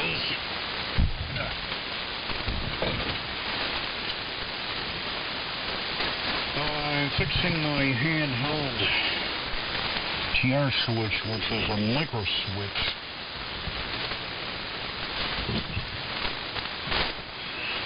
With some heavy gauge aluminum bent into like a little paddle that presses on the little tit that engages it. And it'll link the shielded audio cable, red, black, and the braid. So the red one went to a little eyelet terminal lug, and the braid went to another one. They're bolted in place on the, shall we call it the fuselage of the micro switch. And then I slathered it up with goop. And that worked well for years, but then with the flexing that takes place, you know, the cable broke internally, conductors separated. I managed to JS it a couple of times, and then you got playing intermittent.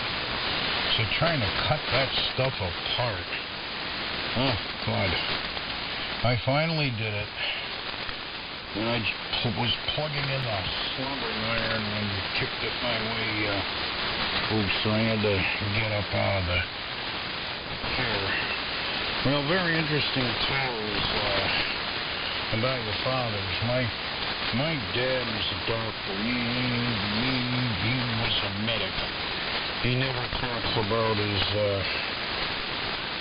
war experiences, but I think that happened much later on towards the end of the war or something like that. I don't recall, and I don't know if there's any way he did. And he passed away in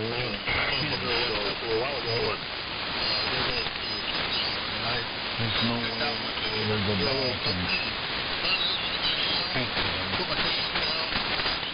Long time ago. But, very interesting. Hey, Roger.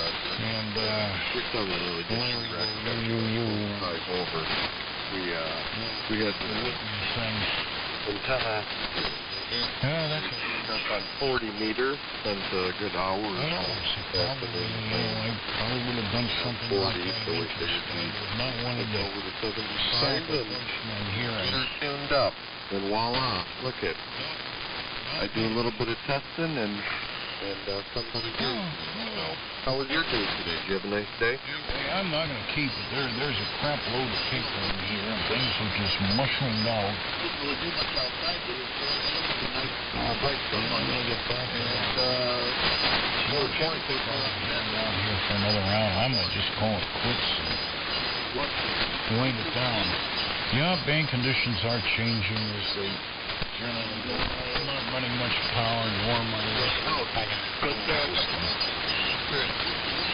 So propagation seems to peak about sunset, a little after, and then things start getting kind of wobbly. So maybe I'm getting a little wobbly, Frank. WA1GFZ from WA1HLR. You know, and then there's the rest. Yeah, WA1HLR and the group WA1GFZ. No, I still copy you fine. No problem. Of course, my dad was the same way. He really didn't talk about the war too much until he got older. And then he would, open up a little bit. His older brother, who was a year older, was in the Marines. And that poor guy, he went all the way across the Pacific to Iwo Jima. I mean, he was at all those terrible places. And my dad was basically following him. So he missed out on all of the terrible action. And I remember when the towers were hit, the KG2IR was saying that the smell of jet fuel and urine, and it smelled kind of like burning lamb. And I mentioned that to my dad, and he was he piped right up and he said, "Yeah, you never forget that smell." He said that's how those islands smelled after the Marines torched them. Where they, were, just, using those flamethrower things and just destroying them. But he said that smell, he said they could smell that smell out on the ships that they were in, offshore. That's how bad it smelled. So he just looked at me and says, "Yeah, you never forget that smell."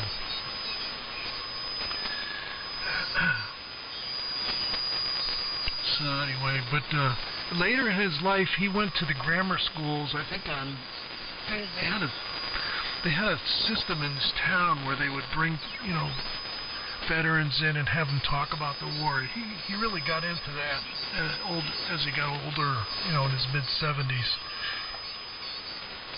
But a lot of those guys, I think preferred to just forget about it. It was so gruesome.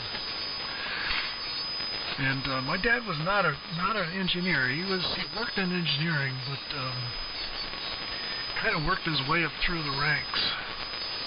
And how he ever got involved with what he did, I don't know. I know that they tested him for submarines, but his ears never popped, so they disqualified him for submarines. And I don't know how he ever got involved with the mechanical stuff, although he was a very mechanical person. Well, this one right now that I'm not... he was good at troubleshooting stuff like that, so I don't know, maybe he just passed the right aptitude test, but when he came out of it, if it burned fuel, he knew how it worked.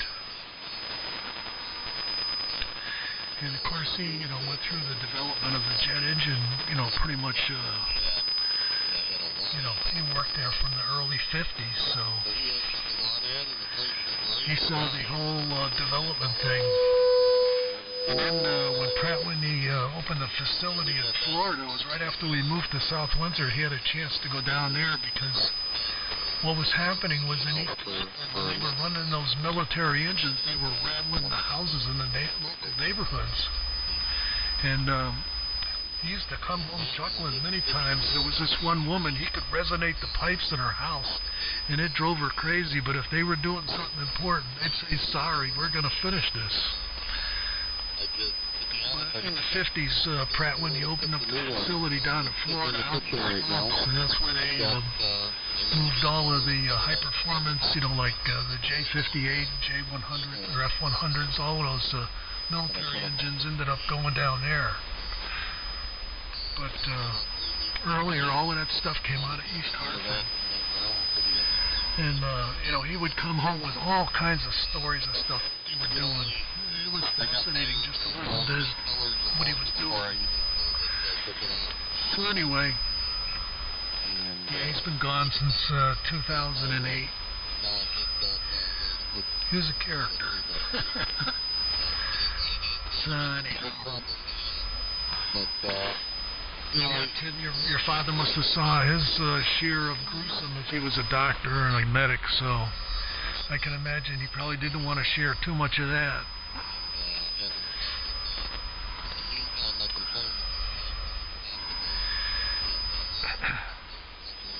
So let's move this around. Pick it up, Ted. K1QAR in a group with the nose-heavy Jag. This is WA1GFZ. You should really just start using this stuff a little bit more first instead of just constantly buying.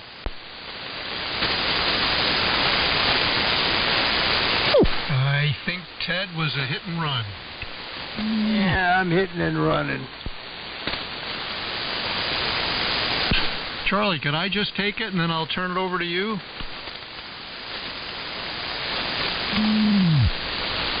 Go for it, as they say. Okay, WA1GFZ and the group from W2XR. Well, a couple of comments. First of all, Tim, I know you're listening, but you don't have to come back, of course. You could probably contact the Veterans Administration And I'll bet you that they have on file all the information about where your dad served and other relevant information. And I say this because my dad I probably got this from my dad. I have a habit of saving all kinds of paperwork. My dad was very much like this, and when my mom passed about a year and a half ago, and I had to clean out the house, and my dad had passed, Frank, in 2014. It was amazing the kind of paperwork that my dad had saved. But anyway, when my dad had passed, I had to find all kinds of information about his status as a vet so that my mother would qualify for lower property taxes. And I found everything. It was amazing. And I had to submit information also to help defer his funeral costs to the Veterans Administration. And there's all kinds of paperwork that you have to file, which fortunately I was able to complete with no issues about getting additional information from the Veterans Administration based upon the paperwork he had. So obviously the Veterans Administration is probably cross-referencing the information that you're submitting with what they have on file. So again, if it was something you were really curious about, you could reach out to the Veterans Administration, and I'll bet you there's a very high probability that they could give you all kinds of history about your late dad. But yeah, like Frank said, as a medic in the Second World War, God could only imagine the horrible things that your dad must have seen. And like I had said, my dad rarely spoke about his wartime experiences, but there's one thing that always stays in my mind. There was a show on television back in the late 1950s and the early 1960s. It was called The 20th Century. It was on CBS. It was on Sunday nights, I think around 6:30 p.m., and it was hosted by Walter Cronkite.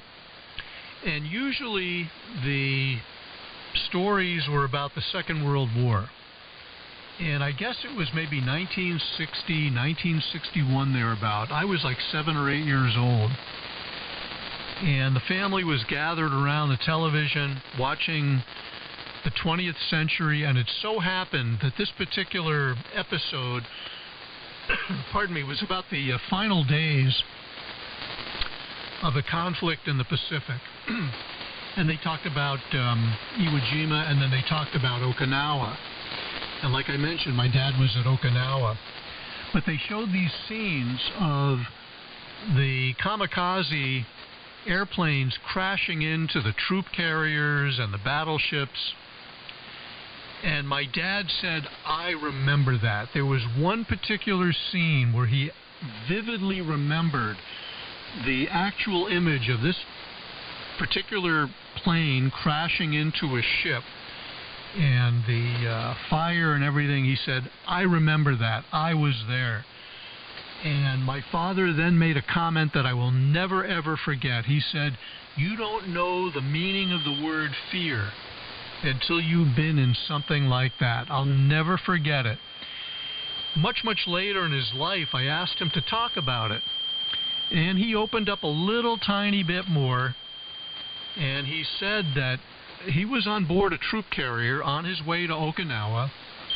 And these kamikaze planes are crashing into, like I say, the other vessels that are, in that immediate area.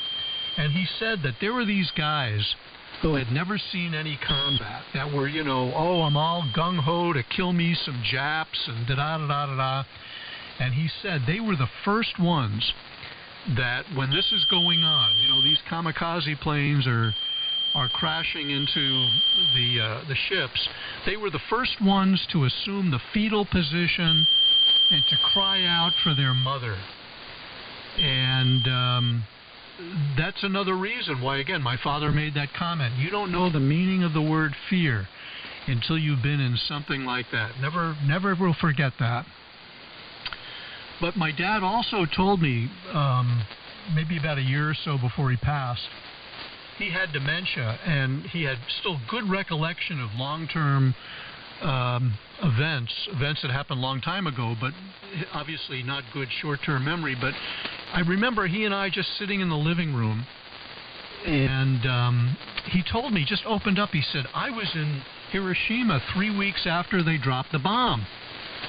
I said, Dad, you never told us anything about that. He said, yeah, it's not something I particularly am fond of talking about. And, he said, that image you see of that one surviving structure, just the steel framework of the structure. I think it was a church or something in Hiroshima. My dad said, yeah, I remember that vividly. He was actually passing through Hiroshima on a furlough to visit a friend of his from his hometown, and he drove right through Hiroshima 3 weeks after they dropped the bomb.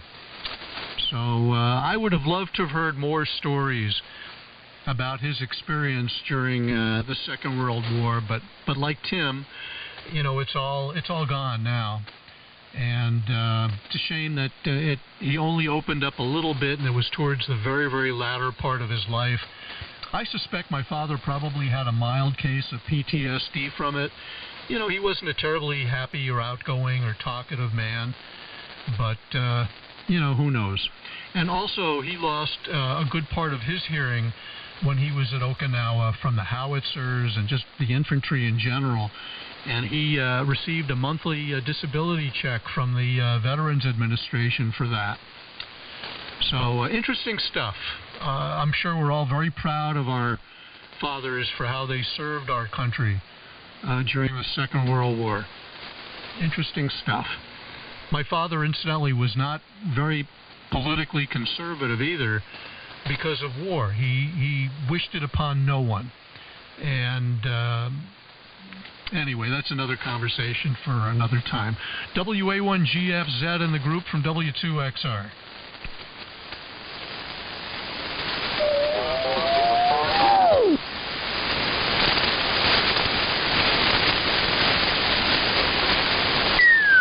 I wasn't talking into the ether there, Dan. Oh, I was listening.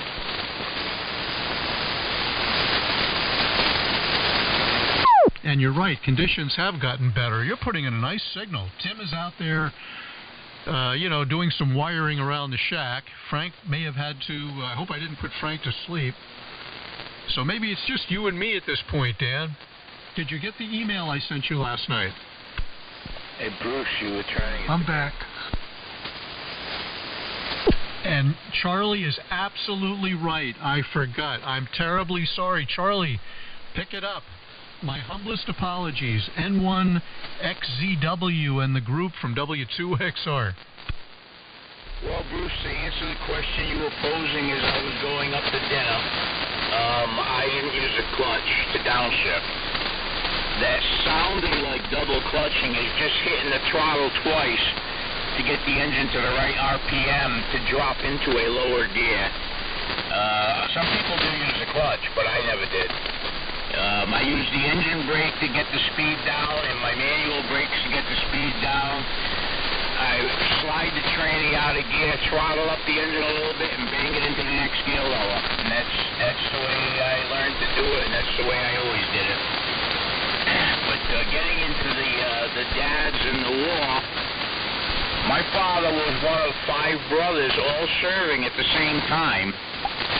As you know, that would never happen after the Saving Private Ryan episodes. I had an uncle in the South Pacific in a construction battalion running a bulldozer pushing up temporary runways. My father and his older brother were in Germany following patent up the Rhine.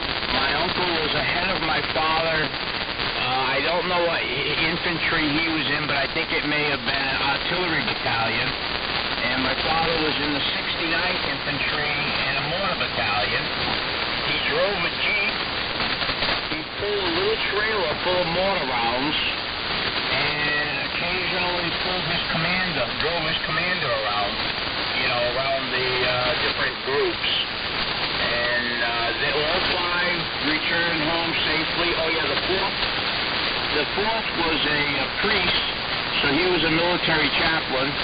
And the fifth one, I'm trying to think. I thought I knew at one time where he was, and I can't think of it now. But anyway, the entire family was over there. 5 brothers, all at the same time, between the South Pacific and Germany. And it skips a generation. Because his father was in World War I. My father was in World War II. And had I signed up when I got out of high school, they would have sent me to Nam, but since they had ended the draft, I wasn't about to volunteer for it. But my daughter did do a tour in Iraq, in the second Iraqi freedom episode. So it skipped one generation. That was mine. Myself, my brother, and none of my cousins, I think. I don't remember anybody in my generation serving. They were either the older cousins were either old enough to have missed, and the younger ones young enough to have missed. Anyway, I don't really know who to turn it to, because when I threw my call in before, I had just come down from my lamb chops. Oh, that smell of lamb? N1XZW. Okay, very good. I'll respond real quick, Charlie, and then I think I'll pass it up to Frank, and then he gives it over to Dan. But very good about the downshifting. So that's interesting. You can downshift without using the clutch by using that technique you had described. I would have never have known that. So I learned something new every single day. Very, very good. Thank you for remembering that. And very interesting about having 5 brothers in the war at the same time. And you're right, that would never happen nowadays. Saving Private Ryan is one of my favorite films. I think I've seen that film probably maybe 10 times, if not more. Apollo 13, Saving Private Ryan, Pulp Fiction, Inglourious Bastards. These are some of my favorite films. So anyway, Frank, you pick it up. WA1GFZ in the group from W2XR. Yeah, W2XR in the group. This is WA1GFZ. Yeah, very good, Bruce. Yeah, Midway. One of my favorite is Midway. And yeah, that Walter Cronkite show, we would be glued to that every week. There was certain things that my parents were adamant about us seeing, and it was the news shows like that. Anytime Leonard Bernstein was on, we would watch that. That was fun, actually. But yeah, sitting around the TV on Sunday nights. One thing that really bummed my father out was his older brother. They were only a year apart, and when they were kids, they were very close. But the carnage that my uncle saw kind of messed him up. I mean, he was kind of a lost soul after that. And my dad was always bummed out about that. Because the guy had seen just so much carnage that it just had kind of an unusual attitude. It was like, you know, maybe what you're saying, Bruce, you know, you're just in a position where you're so afraid that it changes you, and it changed him for life. And my dad always said he was such a happy and outgoing, very musical person, and it just kind of shifted his whole personality around him. And I know it bothered my father a lot.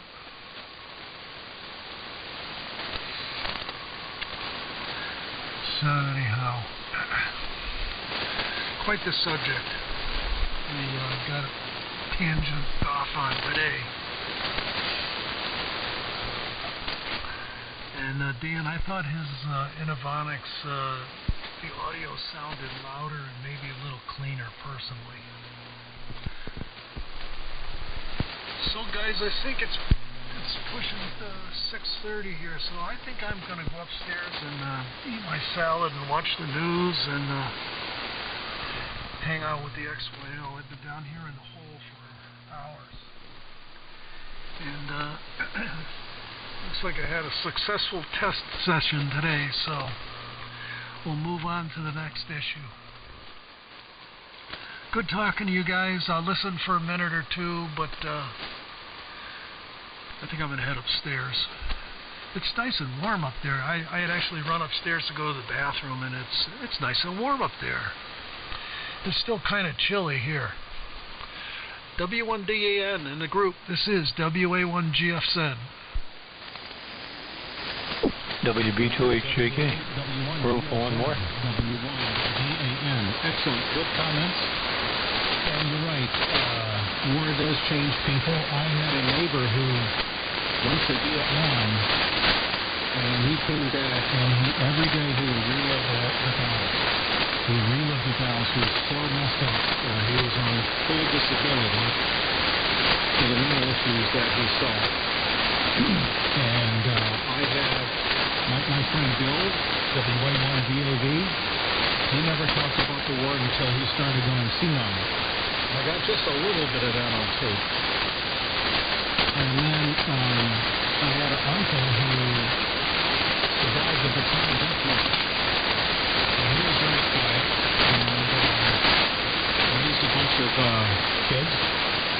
And he never talked about the war at all until the point. So he did write a book. He put it all on paper in a self-published book. And it was entirely unlikely. It's not like any other novel. It's not a novel. It's not like any other book you've read. So, I'm very thankful for that. So, I'm deeply thankful I never had to be in war. So, yeah. I don't think there's any real doom or gloom in there at all. It's a big mistake on all sides. So, anyway. Very good. You sound good. Nice setup. You sound good. And like Frank said, you probably sound a little bit more organic, a little less restrained on the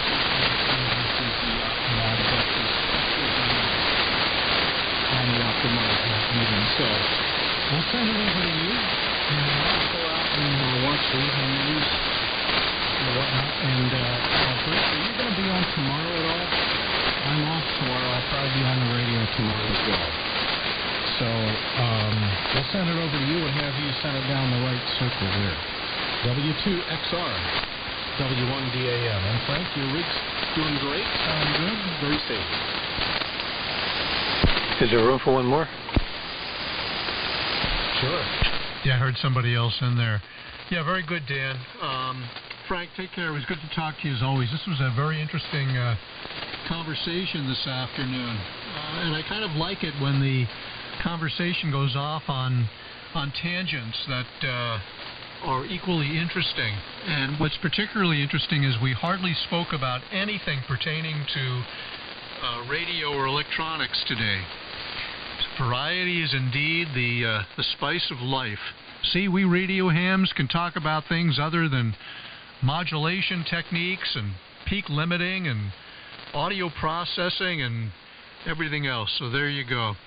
But if you're within earshot, Frank, just in closing, it sounds like our childhoods were somewhat similar in the way that our parents encouraged us to watch news programs and listen to good music and whatnot. My parents were very much the same way. We watched the news every single night.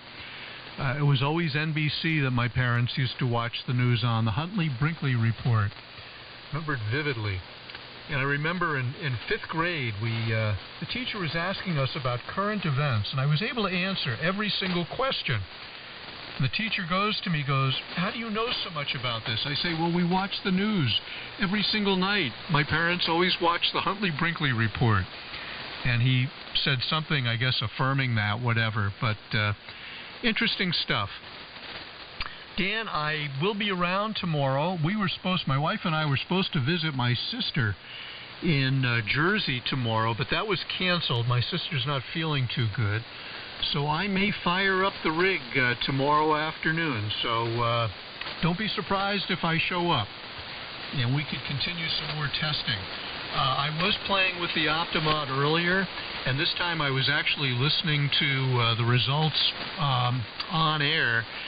And yeah, I think I found a bit of a sweeter spot between the clipping adjustment and the audio density control. And I was able to get the rig so that it wasn't hitting the bass line. Watching the modulator cathode current and the 833A's cherrying out. How do I say that? Cherrying out. There we go. I get the impression that unless I really turn up the density and to a lesser extent the clipping on the Optimod, it doesn't quite give me the same density that I get with the 222. And then again, listening off air or on air, the 222 does sound, to me, it's a more pleasing tone, more pleasing sound. So I think for right now, I'm going to stick with the 222. But again, I'm always willing to experiment with you on air when the band is nice and quiet, and we can do some more testing for sure. But I'm going to pass this number over to Charlie, and I think I'm going to bow out of here. I'll stick around for everybody's final. And one thing also just came into my mind that Charlie had mentioned. Yeah, I also missed the Vietnam conflict too, Charlie. Let's see, I was 18 in 1972. They ended the draft, as I remember, in 73. But a good friend of mine pulled number one in the draft lottery. I think I was number 183 or something. But he never got called to serve. The war fortunately ended at that point, and he was never he never had to serve in Vietnam. But yeah, when they use the term war is hell, you know, to us it's just throwing a couple of words around. But to the men who actually served in combat, it really was hell in most cases. I truly, truly believe that. And I remember there was a show on HBO called The Pacific, which I really enjoyed. I think it was 13 individual episodes that comprised the serial. And towards the end of the serial, they had one entitled Okinawa. And I said to my dad, I said, you've got to watch this. And I said to my dad, let me know how realistic they were able to simulate in that particular episode what you had seen. The show was on Sunday nights on HBO. So the next day I called my dad and I said, Dad, did you watch the Pacific last night? He said, I did. I said, what did you think? He said, it was nothing. I said, what do you mean, Dad? He said, it was nothing. They compared it in no way to what it was actually like being in Okinawa. He said, yeah, they got the mud right and the general level of dead bodies and stuff like that, but he said, no, you can't capture it on film. And I could completely understand what he meant. So anyway, Dan, you pick it up, Charlie, you pick it up, and then throw this over to Dan, and I will be listening, like I said, for probably just a final comment, and that'll be it for the day. N1XZW and W1DAN up in Natick, Massachusetts. This is W2XR. Quick, Bruce, I have a quick question. W2XR, N1XZW. Bruce, I have a quick question. Yeah, well, it's kind of hard to capture. Yeah, stand by, Dan. Charlie is transmitting right now. The taste in your mouth, the effects on your olfactory, this can't be captured on film. Anyway, Bruce, you and I must be the same age. I graduated from high school in 72. I turned 18 in March before graduation. Was able to drink because of the change in the drinking age before I was even out of high school. And signed up for the draft only to have them end it shortly thereafter. So we got to be right around the same age. I turned 18 in March of 1972. Anyway, it sounded like Dan was signing as well, so 7 Trees Frank, if you're listening out, Dan, if you're listening out, Bruce, I know you're listening out, and I'll pass it to Dan, but I don't know if he's going to be there. Over to you, Dan, N1XZW. Is there room for one more? Yeah, I'm still there. And excellent that you that the war ended before you got in there. I was much younger. I was a kid at that time, so no chance for that, thankfully. And I did work with some Vietnam vets who saw service, and one guy that I worked with basically came up with a Viet Cong guy with a gun, and he prayed and he said, God, if this guy doesn't shoot me and I don't shoot him, I'm going to go to church every day for the rest of my life. And he did. He's a really nice guy, Daniel, and he'd go to church every day. One time we were working,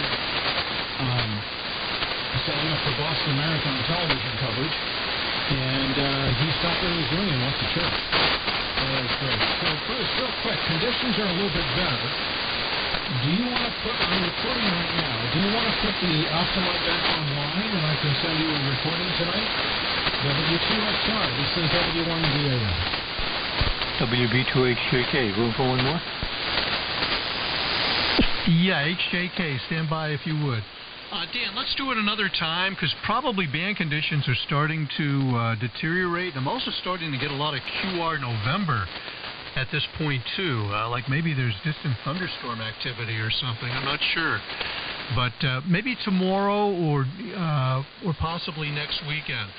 But I did do the testing with both the equalizer the internal equalizer, I should say, in and out within the Optimod, and I like the effect better using my external EQ with the Optimod EQ defeated. I just want to give you that tidbit of information.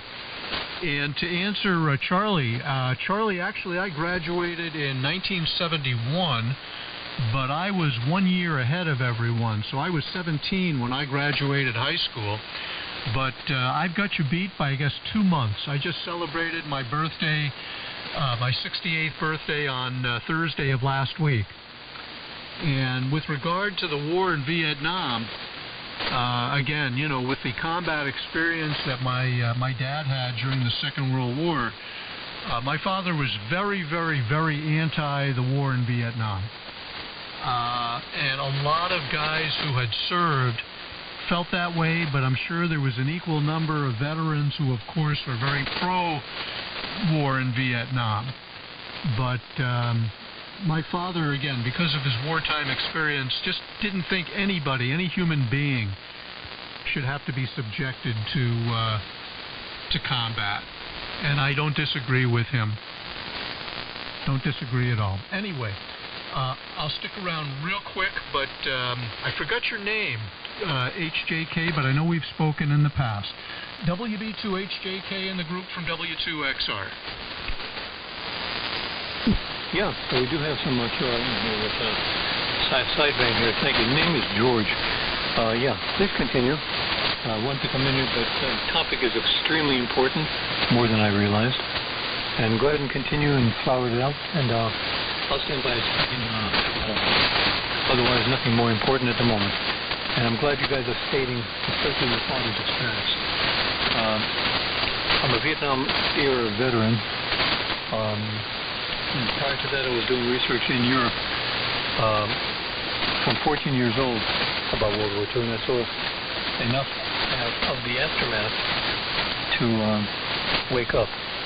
I'll leave it at that. WB2HJK, standing by. Yeah, very good, George. Good to hear you, too. We haven't spoken since last year. I say last year. It was only a couple of weeks ago. But, you know, maybe about roughly a year ago or so. But good signal from Long Island City, as I remember.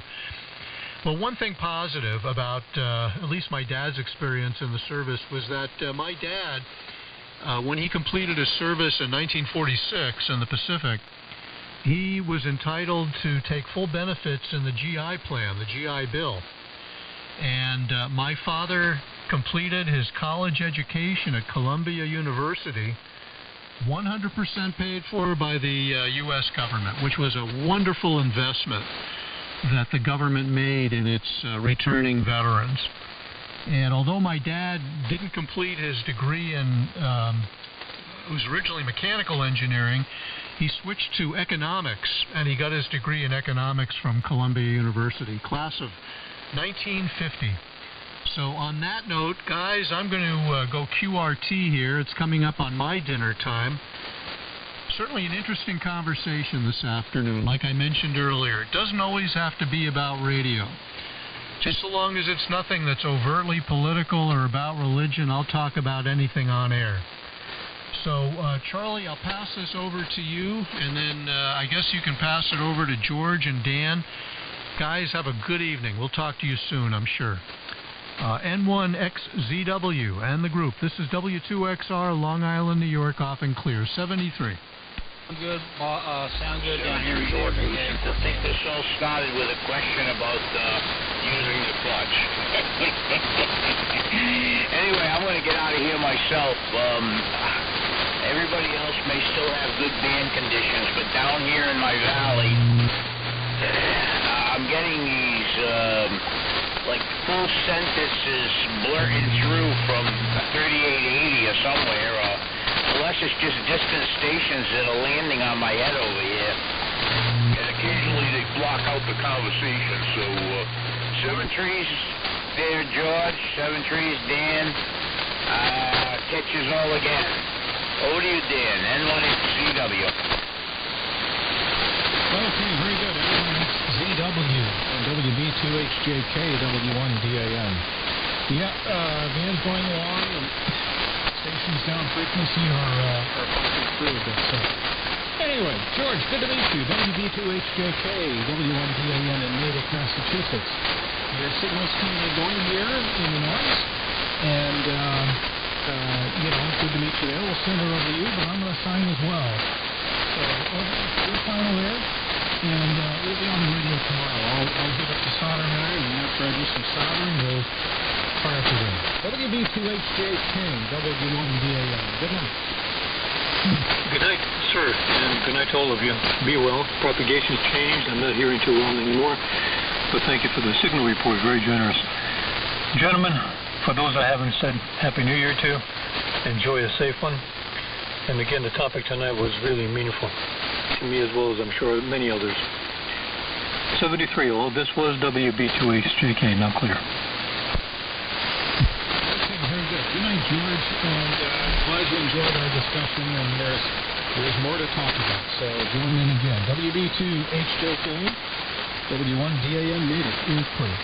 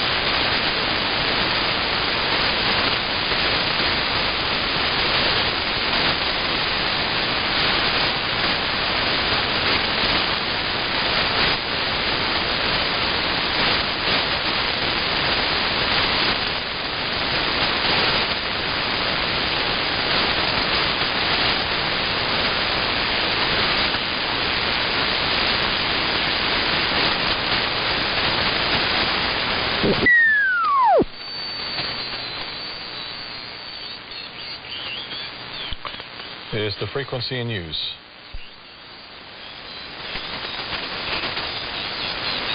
Not hearing anybody. K84 Kilo. Very fast QSB here. Very fast QSB. Give me your call again. KA4 Kilo, Kilo Alpha 4, Kilo Oscar. So there was a round table going on, but I think it's cleared out. I think I got that. KA4 Kilo Oscar Echo QSL. That's it. This is Philip down here in Richmond Hill near Savannah. Hey, okay, Philip. Good to hear you again. This is Gordon. I think you probably knew that. I think W2GOR. We just installed a new antenna here a couple hours ago. And then just a few minutes ago, we went out in the cold and took it away from the metal roof of the garage. And now we're running the 600 ohm ladder line, or 450 ohm ladder line along the ground, which is not the way it's going to be tomorrow, but just the way it is tonight. And it's surprisingly working well on the ground. Over. Roger on that. Yeah, well, it's about 50 degrees here. I'm supposed to get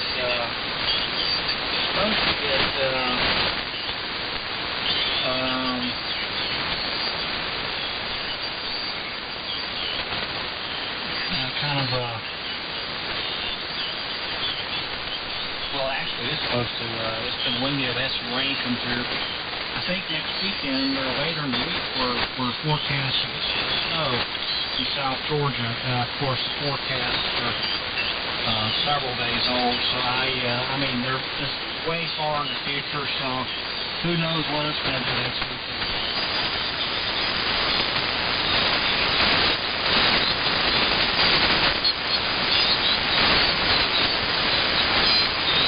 Okay, did you turn it back to me, Philip? I did, Gordon. It might be a little early for us.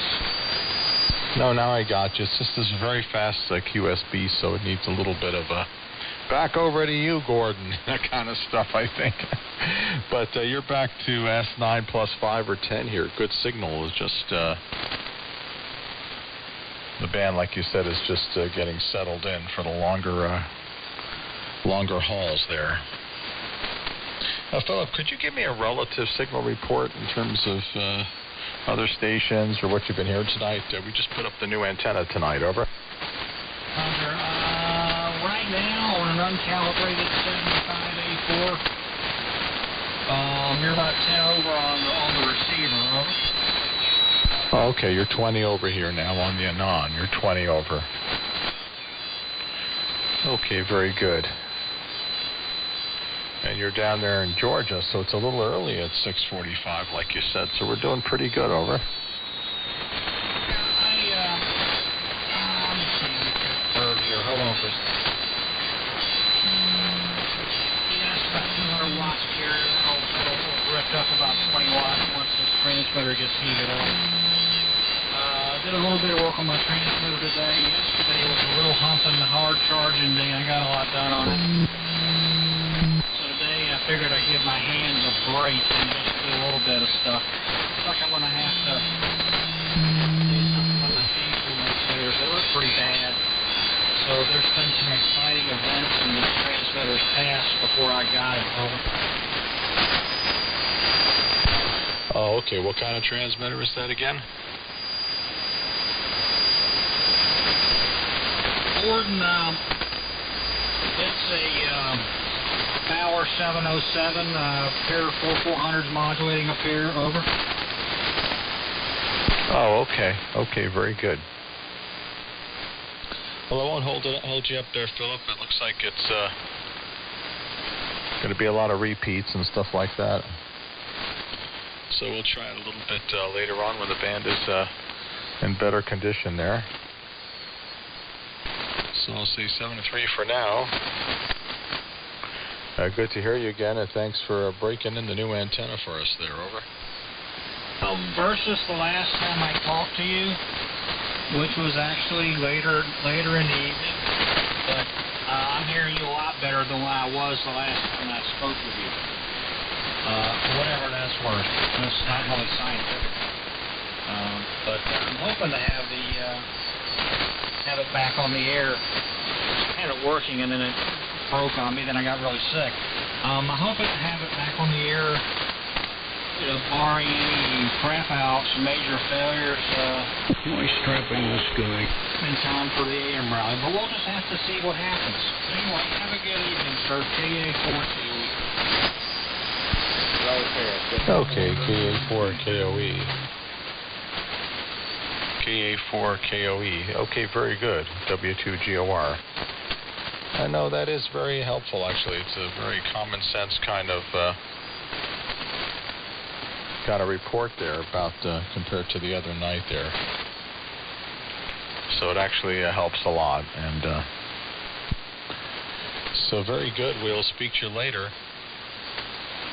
Hopefully in an hour or two we'll be on the lot tonight trying to see where this antenna takes us here. It's a balanced antenna with a tuner instead of the off-center fed dipole, which is a great antenna too, but we were having some common mode and things like that. Have a great night, and we'll talk to you soon. Phil, K4KOE, W2GOR. See you Wednesday.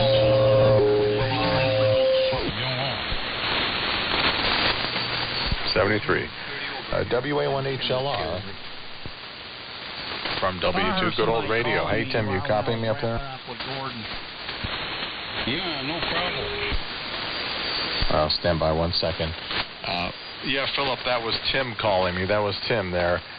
Are you going to take the frequency, or should I pick up Tim? Over. Whatever Tim wants to do, he was calling me. So, what you want to do, Tim?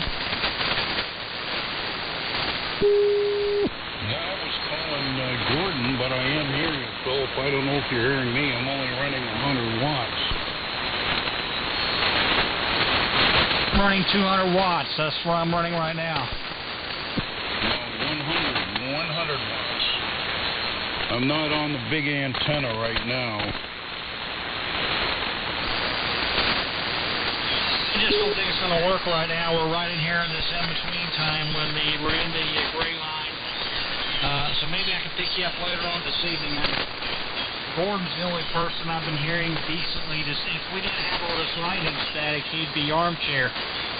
But the lightning's pretty darn fierce, as they say down here. So I'll be in here later. And but anyway, I'm going to stand by here and listen for a bit. This is KA4K.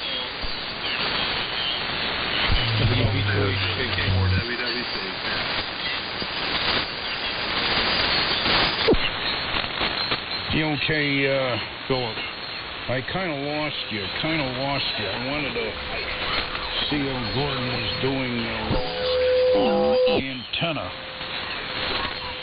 So, I'm working on something, so I'm not going to be sticking around here real long.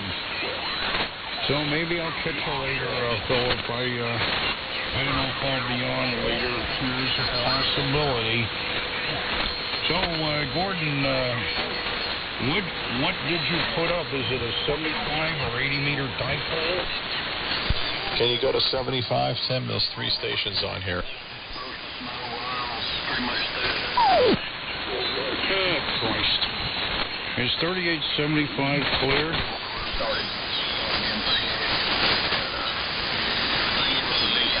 There's a slop bucket station in there. Like crap stole. There's a slop bucket station right on 75. Unbelievable. Well, I don't know. People jump to conclusions. I called you. And 2 or 3 others jump in. They're not real strong. That's all right. I put up 145-foot dipole with a 450 ohm balanced line into my double L balanced antenna tuner. No balance involved. getting out much better and much more quiet on receive and no RF. QSL, over, old man. Yeah, I take it 145 feet is the maximum length in between the supports you could fit the thing in, eh? Well, yeah, but I could go a little longer if I go into the township property. But anyway, yeah. So I am getting out better, I can tell by the kind of reports I'm getting.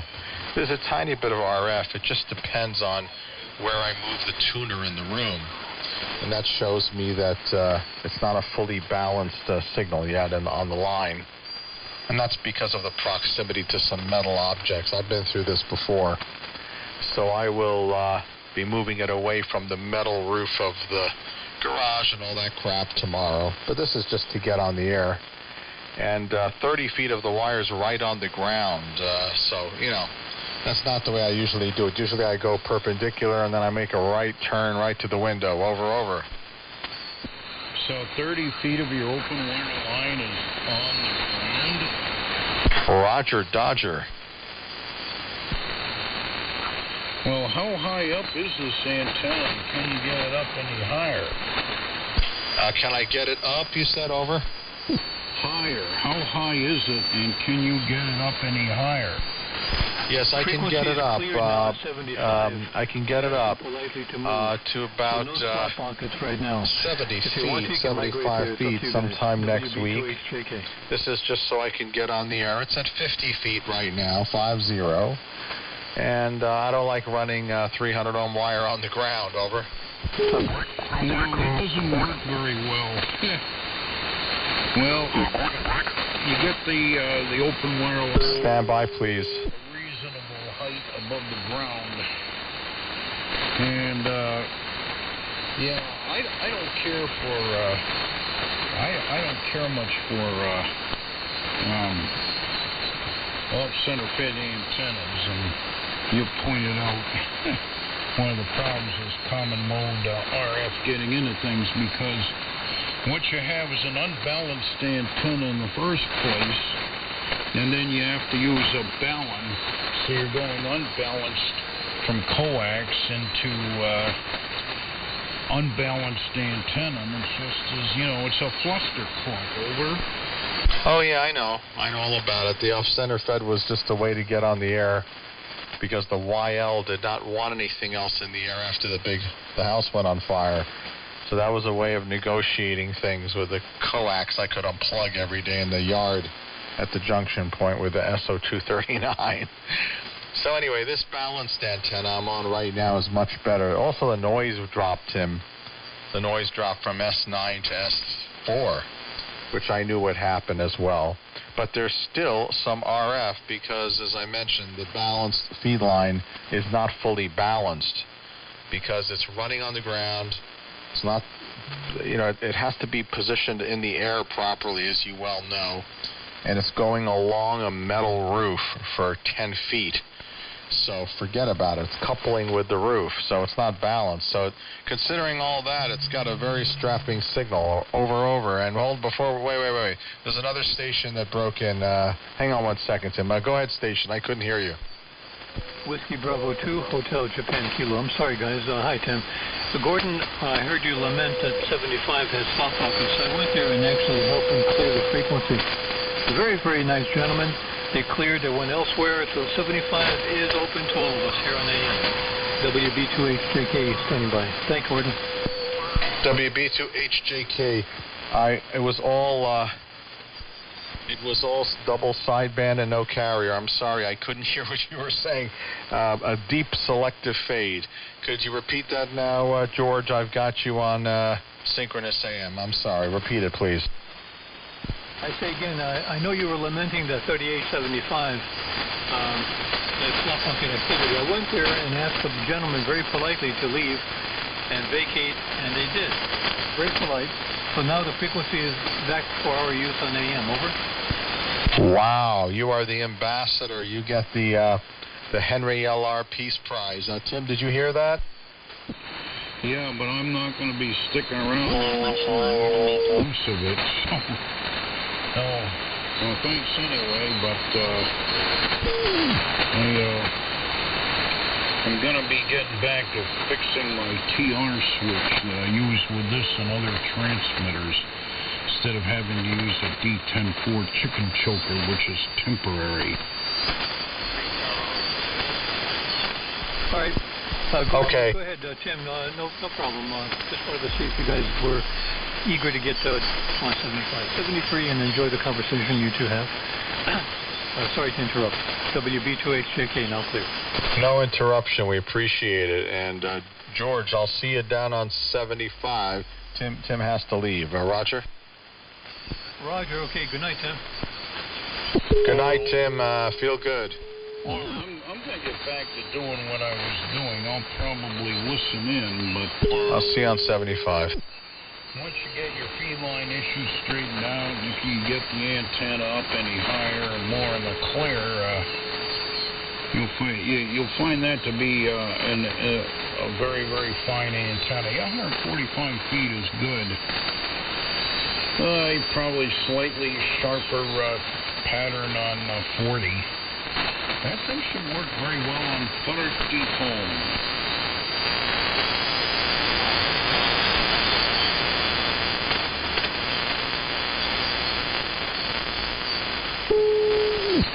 Yes, flutter deep home.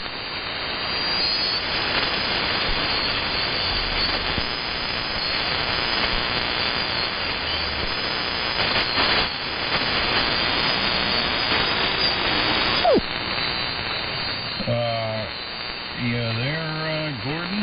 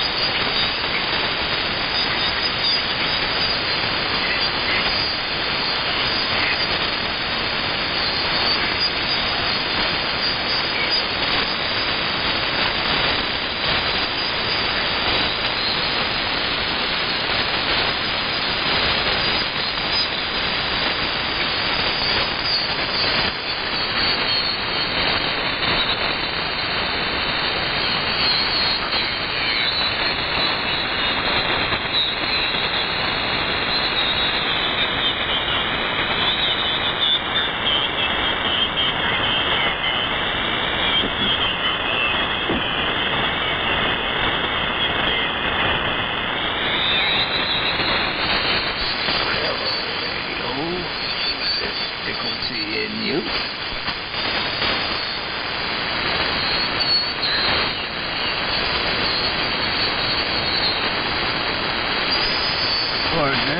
Towards that, are there any intelligent life forms on this planet? This is an amateur station, K1QAR wants to adjust the wireless.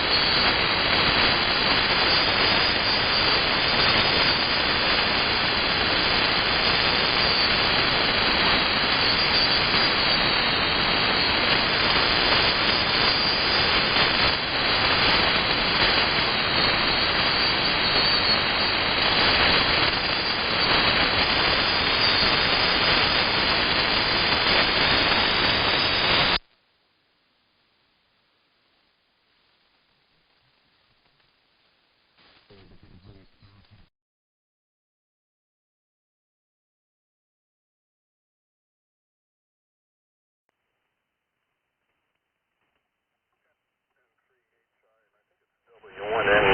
and this is N1HJU.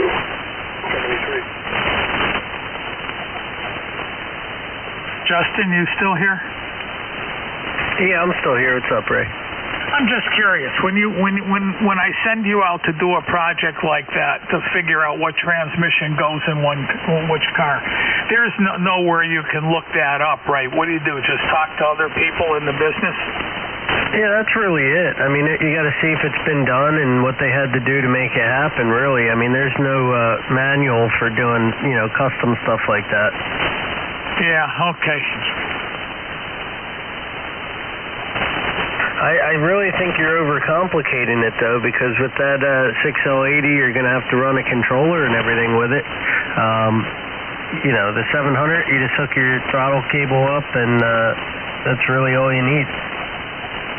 Yeah, but I'm old. I'm a lot older than you are, and I've been racing cars since I was a young kid, and I've had a remarkable success without breaking too many parts in the years.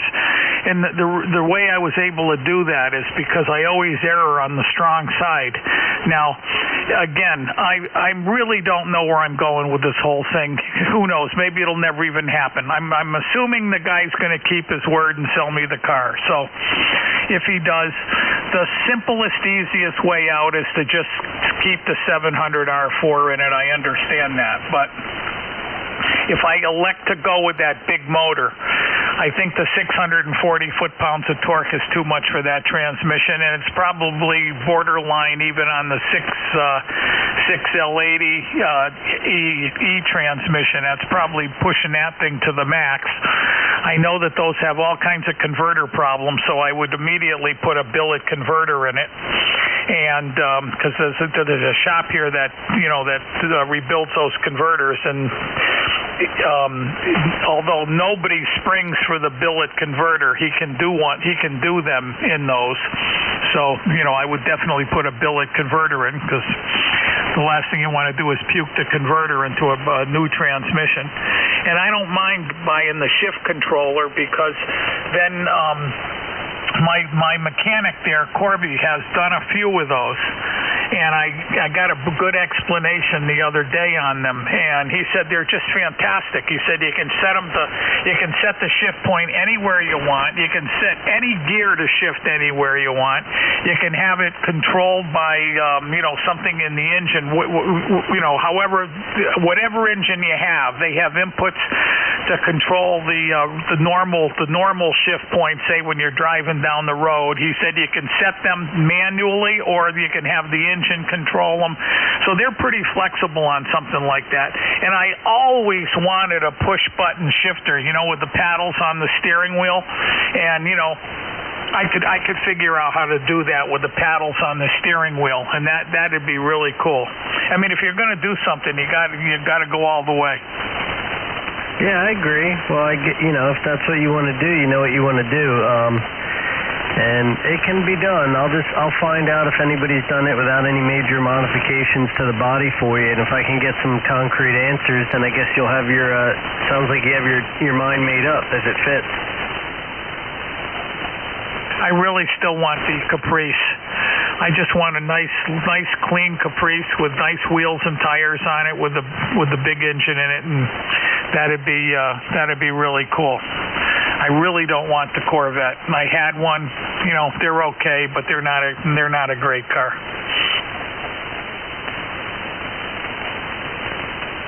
Yeah, and the thing is, I don't think they made the Caprice in a passenger model. Weren't they all cop cars? It pretty much looks that way, but I did run into one 5 or 6 months ago. Someone here found it. It was down in Texas. It belonged to a police chief in Texas, or a fire chief in Texas, or something like that. And it only had like 20-something thousand miles on it, and it was from Texas, so it was probably really good shape. But I let that one go by because I just didn't really have the wherewithal to get it on a truck and get it here and pay for it. But now I got a used car guy here that's all he does. So if I find one I want, I'll just go to him and he'll do all the work and getting it here. You know, he'll pay for it, he'll get it shipped, and he does that all the time. So he knows what he's doing. I mean, you know, thinking about this out loud here, that's probably your best bet. I mean, I'd bail on that Corvette. At least, you know, you find yourself a nice Caprice, and it's already going to have an LS in it. So if you want to build a motor, it's going to be a drop-in motor. Just have to get it tuned, and it'll already have your 6L80. Just put a good converter in there while you're doing the engine work, and away you go. Well, that's sort of what I really want to do. But again, the other thing is with the Corvette, it's such a good deal, I have to buy it. I don't really have a choice. I'd probably buy it anyway. You know, I think my kid wants it, so, you know, he can get it. Well, you could always buy it and just leave it, you know, stocked the way it is. Yeah, no, I could do that, you know, and there's so many options you can do. You can get that LS1 engine. They got hundreds and hundreds of them in junkyards, any mileage you want.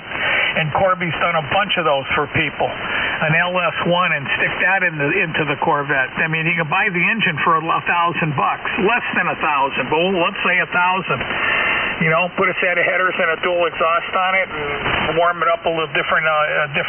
What do you call it? A fuel injection. You know, put the right fuel injection on it, and you get 400 horsepower out of it, and it's still a very neat car. Yeah, it would be fun. You know, but it's still an '89 Corvette. I know, I understand that, but. You know, I've got 2 cars now, and I don't have a 3-car garage, so that's the most immediate problem. You know, what do I do with one of the other cars? I don't want to leave either one of them out. My Impala is brand new. It's a 2001, but it's in better shape than any Caprice I'll ever get. And the Corvette is in better shape than my Impala is, so you can't leave that outside. So I'll have to find something to do with the Blazer. I'll have to find a garage somewhere.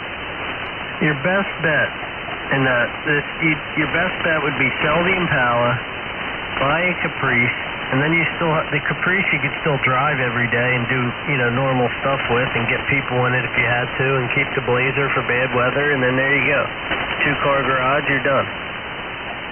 Well, that certainly makes really good sense, but let me ask you this. If you had a car that was virtually brand new, when I put my Impala on the lift, and I just recently within the last week, and you get underneath it, and the bottom of the car looks like the top of the car. The paint is like perfect on the bottom. You know, on that particular car, they run like 5 or 6 lines down right under the driver's seat, right along the bottom of the car. All those lines are brand new, shiny, like the day they made the car. The car has no rust on it anywhere. I really hate to sell a car like that. I tried to sell that car about 2 years ago. A guy that works down here in the town's, I don't know, some relative of his was looking for a car. And I said, and I was looking at that time, I was looking for a Z28. And I said, I want to sell this car. I said, come look at it. And I showed it to him. I said, look, this car's brand new. I said, it's a 2001. I said, but I assure you, I'll put it up on the lift for you. And when you get under it, you'll think it's a 2020. This car is a brand new car. How much you want for it? $6,000. He goes, oh, you're crazy. He says, you'll never get that money for it. So, you know, why sell it? Well, I mean, the used car market's really hot right now, so, I mean, you might want to try listing it. And, I mean, you can find a clean one, especially the cop cars. A lot of them have no mileage on them. If you get one from down south, and, you know, it'll be clean. I wouldn't worry about that. You just don't want rust. You know, it doesn't have to be waxed under there, but as long as there's no rust, you should be fine. Well, this isn't, you know, there's 2 car finders up here. I sent, and the other group of car finders is two guys that I knew since I was probably 20 years old. I knew them very well. They were all drag racers with me. I used to race with them all the time and everything. And that's what they do. They don't own like a used car lot. All they do is find cars for people. They just shop around and go all over the country. So the first thing I did is I sent them out for a Z28. I told them, I said, I want a really clean Z28, 2016, 450 horse, automatic transmission, can't be hit, got to be in real mint condition. They look for it for like 2 months. And then finally I called them up. I said, well, what's going on? How can you not find one of these cars? He said, Ray, I found a whole bunch of them. He said, but, he said, in my business, I have guys all over the country. He said, we have contacts everywhere. We work for them. They work for us. He said, I've sent them to look at many of those cars. He said, they're beat to hell. He said, I mean beat to hell. He said, these guys, these are professional guys. They look at cars all the time. He said, the best one we found, he said, they had 4 ball tires on it. The cord was showing through. He said it was all scratched and mangled and beat up. He said, that's what all of them are. He said, there's no such thing. And I found this out. This what I'm going to tell you, you're not going to believe. But there is no such thing as a late model Z28 that isn't a rent-a-car. They're leases. They're all leases. I was not able to find one car owned by somebody, and neither were they. And finally he told me, he said, look, he said, I'm throwing in the towel on this. He said, I don't really want to get involved in it because no matter what we get you, it's going to be just a beat pile of junk and you're going to have nothing but trouble with it, so we give up. A year later, or a year and a half later, I called them on the Caprice, and they went nowhere with that either. So these are professional people, and they can't find them. So either they're really lazy or they're really hard to find.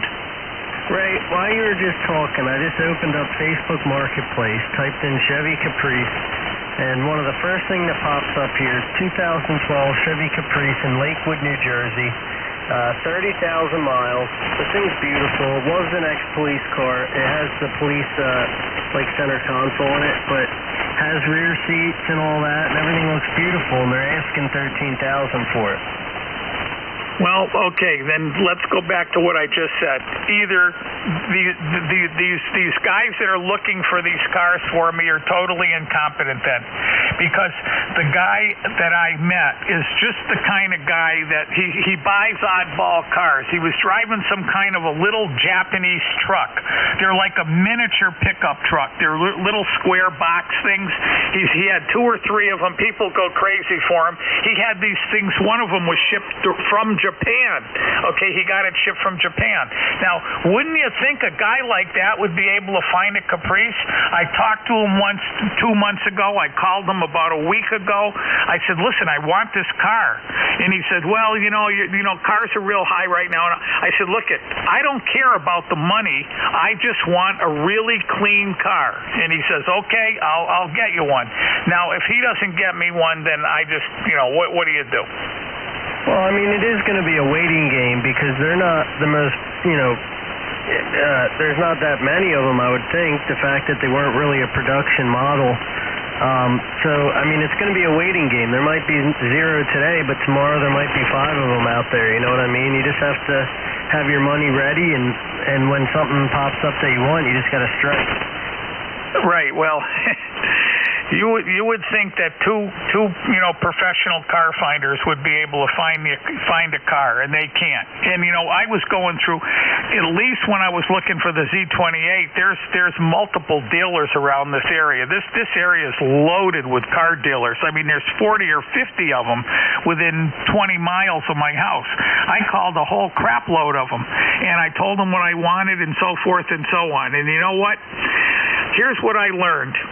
When you go to a car dealer, they want to sign you right there, right on that spot. They do not want you to leave. If you walk into a car dealership and say, I want a car, and you look stupid, and they can get you a loan from somebody, you're not leaving that dealership without a car. And that's the only kind of person they want to deal with. I told these guys, I said, this is what I want for a car. It has to be clean. It can't have been in an accident. You know what? I walk out the door, and I'm telling you right now, because I was dealing with 5 different dealers simultaneously. As soon as you walk out the door, that's the end of it. They totally forget all about you, and they don't care about a thing. Unless they sold you a car that was sitting on their lot, they don't want to deal with you. That's the way car dealers are now. Yeah, I agree. I mean, they're in it. They want to make the money fast and easy, and they're not going to be sitting there looking around for you. That's for sure. Okay, one last story. I just want you to really understand how ridiculous this is. One day, the Ford dealer guy calls me because I told him I would take one of those SHO Tauruses, and I drove one. They had one there, and I drove it, and I didn't like it. The turbo lag is ridiculous. I mean, you punch the gas pedal, and you Mississippi 1, Mississippi 2, and then the thing starts to go, I couldn't own a car like that. So anyway, the kid, the younger kid, in his 20s, probably hungry. He calls me up. He goes, "I got your car." He goes, "It's in the same color you want and everything. Come on down here." So I rush right down there. It's an SHO. It's that bronze metallic. It's beautiful. I said, well, what? It had all these scratches across the back bumper. Just the back bumper was almost scratched completely clean on top. And he goes, "Yeah, I know. I understand." He said, "But he says, I know exactly how this happens. We get a lot of cars like this. They carry bicycles in the trunk, and they won't fit in the trunk. They just hang them out over the back, and they drive around with them, and they scratch the bumper." I said, "Open the hood. Open the hood. What's it got?" "It's got a K&N air cleaner on it with the snorkel thing." And long story, but Baker up here used to race Corvettes, and he loved people that put the K&N air cleaners on them because every one of them needed the engine rebuilt within a year because all they let is all the dirt through. And I told them, I said, "Well, I'm not going to buy this car. I want the factory air cleaner on it if I'm going to buy it." So he goes, "Well, they'll never do that."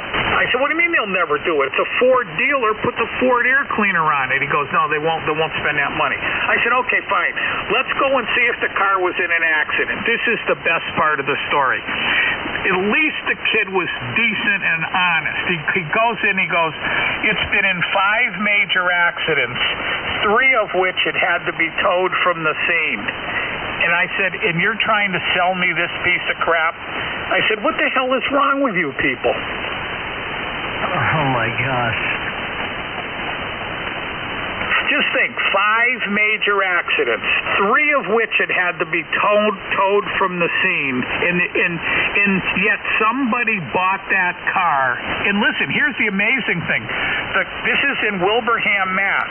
The car was bought in Detroit, Michigan by some Ford guy that goes around looking for cars, and they ship it from Detroit, Michigan to Wilbraham, Mass to sell it.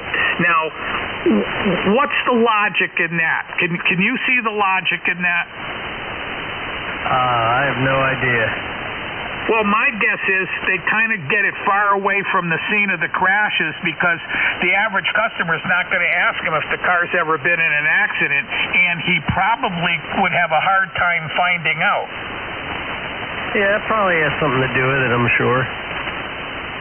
And I actually went to see their used car scumbag, and believe you me, these people are. Do you realize for the last 40 or 50 years, let's go back 40 years, the most hated man in America wasn't the Congress, it was a used car salesman. Well, you know what? They're 10 times worse today than they used to be. So I'm talking to the head cheese at this major Ford dealer. And I said, "Listen, this car's got a K&N air cleaner on it." And I said, they're the worst thing in the world. They let all the dirt through. They're going to wreck the engine. Can you at least put the Ford air cleaner on this thing or something? The guy says, "No." He says, "I'm not going to do it." I said, "Well, why? You're a Ford dealer. Can't you order the parts?" He goes, "Look, I'm selling you the car exactly the way it is." I mean, these guys are so unreasonable that it's just hard to believe. I couldn't even believe it. I mean, I was sitting there like in disbelief that these people are so totally unreasonable. So every dealer I went to was exactly the same. Like I said, unless you walk through the door and say, "You see that truck sitting over there? I want to buy that truck. I want to buy that truck." Well, I don't have any credit. "Oh, don't worry, kid. We'll get you credit. We'll get it one way or the other. We'll do something." That's the way they work. And of course, nobody buys a car cash. They don't. If you go into a dealer and tell them, I'm going to buy this car cash, they look at you like you're insane. Yeah, that's with a lot of stuff nowadays. So, I mean, cash, unfortunately, nobody's using it anymore. And it's difficult to use. A lot of places, like you said, will look at you funny if you bring it out, or they don't have change, or, it's just crazy. Yeah, well, I don't mean cash money and green bills. I mean, you go to the bank, you get a check, and you pay for the car. They almost don't know how to deal with somebody like that. They just, obviously, I would say 999 people out of 1,000 have to get a bank loan to buy a car. And literally, they probably put down $100 or $200 or $300 and finance 30 or 40. Of course, keep in mind, and then they make a kickback on the financing. Oh, yeah, definitely. They're definitely getting paid on both ends.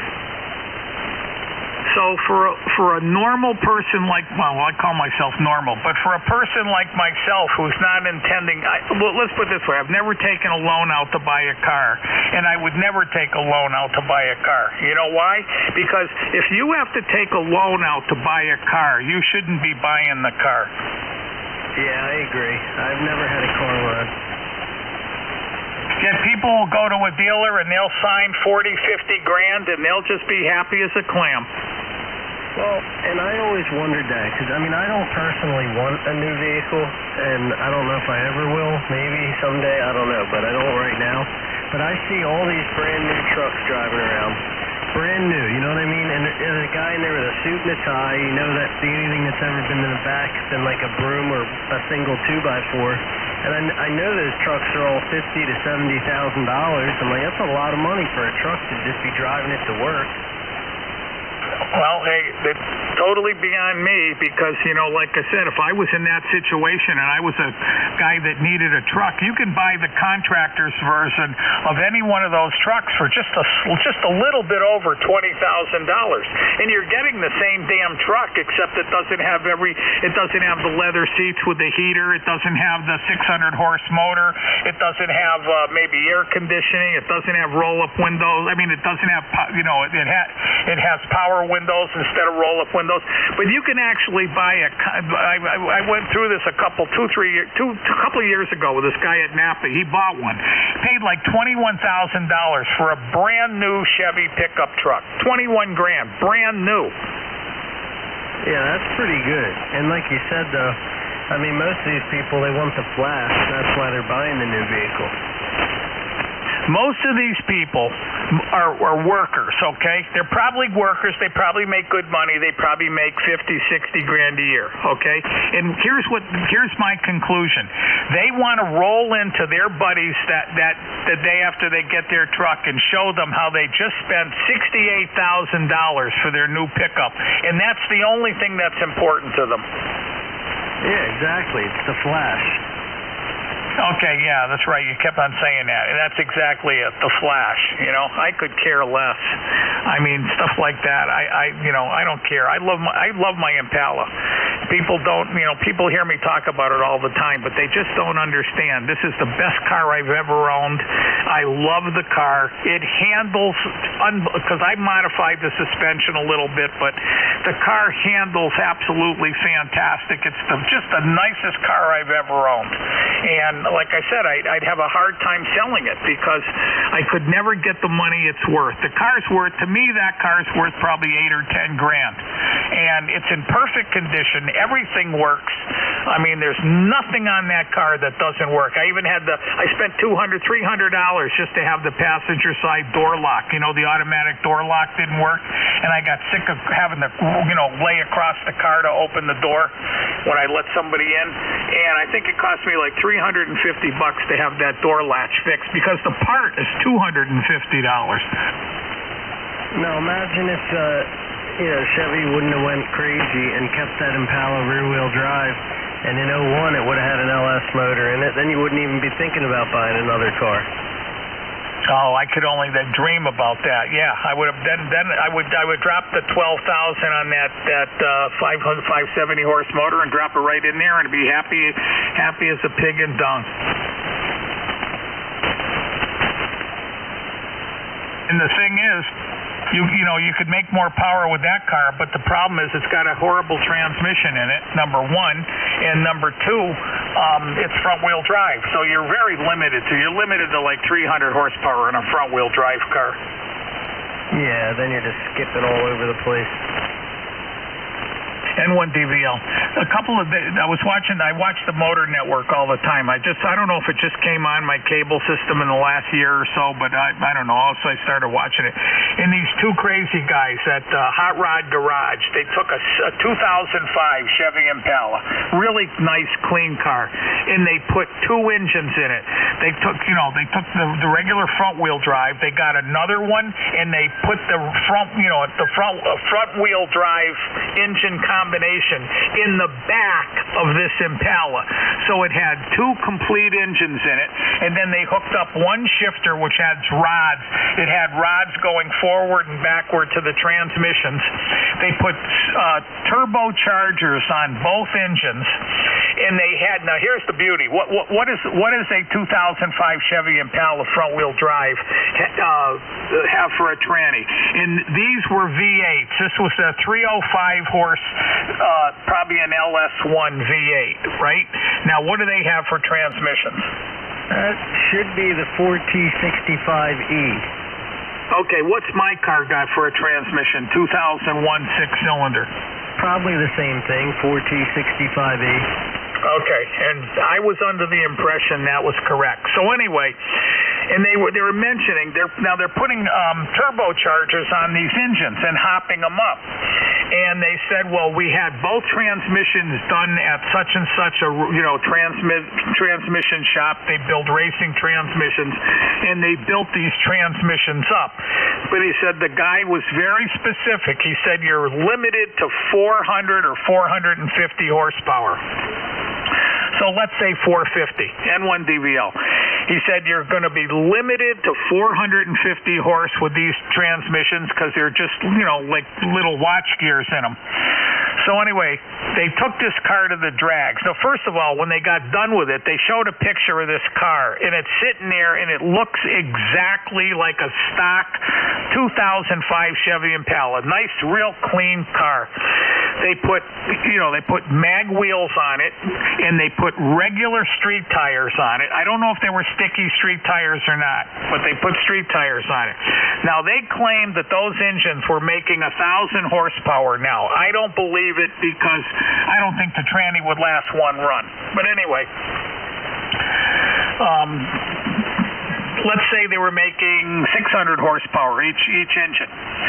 So they took it to the drag strip, and they made a couple of runs with it. And the guy driving it, the regular, normal, the guy on that Hot Rod Garage, it scared him. That car scared him because if you never drove a really fast car before, a 10-second car will scare you. Well, he turned 1041 at 137 miles an hour with street tires. Now, that's pretty damn fast. Oh, yeah, that's very impressive, and I'm sure it's not a light car, especially with twin motors, twin transes, and all that. No, but I'm saying it was a pretty cool thing to do, But again, that's just crazy. That's just crazy. But just think of the engineering these guys are sharp. Those guys on that Motor Network. I don't know where they find these people, but they are sharp. Can you imagine taking a car like that and putting taking an engine out of another one and building it into the back of that car and getting it to work right, and then turning 137 miles an hour in the quarter? I mean, 137 on a drag strip is blistering fast, and most people wouldn't have the stones to do it. Yeah, I mean, I've been pretty quick at the track, and the first few times it was scary because I never really had a fast car until I built my last project. I had a 91 S10, but I was always motorcycles, and it's a totally different feeling. I never got scared of speed on a motorcycle. Yes, but the thing is, you were used to the motorcycle you were driving, however fast it was. You were used to racing it all the time, and you knew what to expect. But when you've never been, when the fastest car you've ever been in is probably a 14-second car, and you get on the drag strip and you go 137 miles an hour, believe me, that'll scare just about anybody.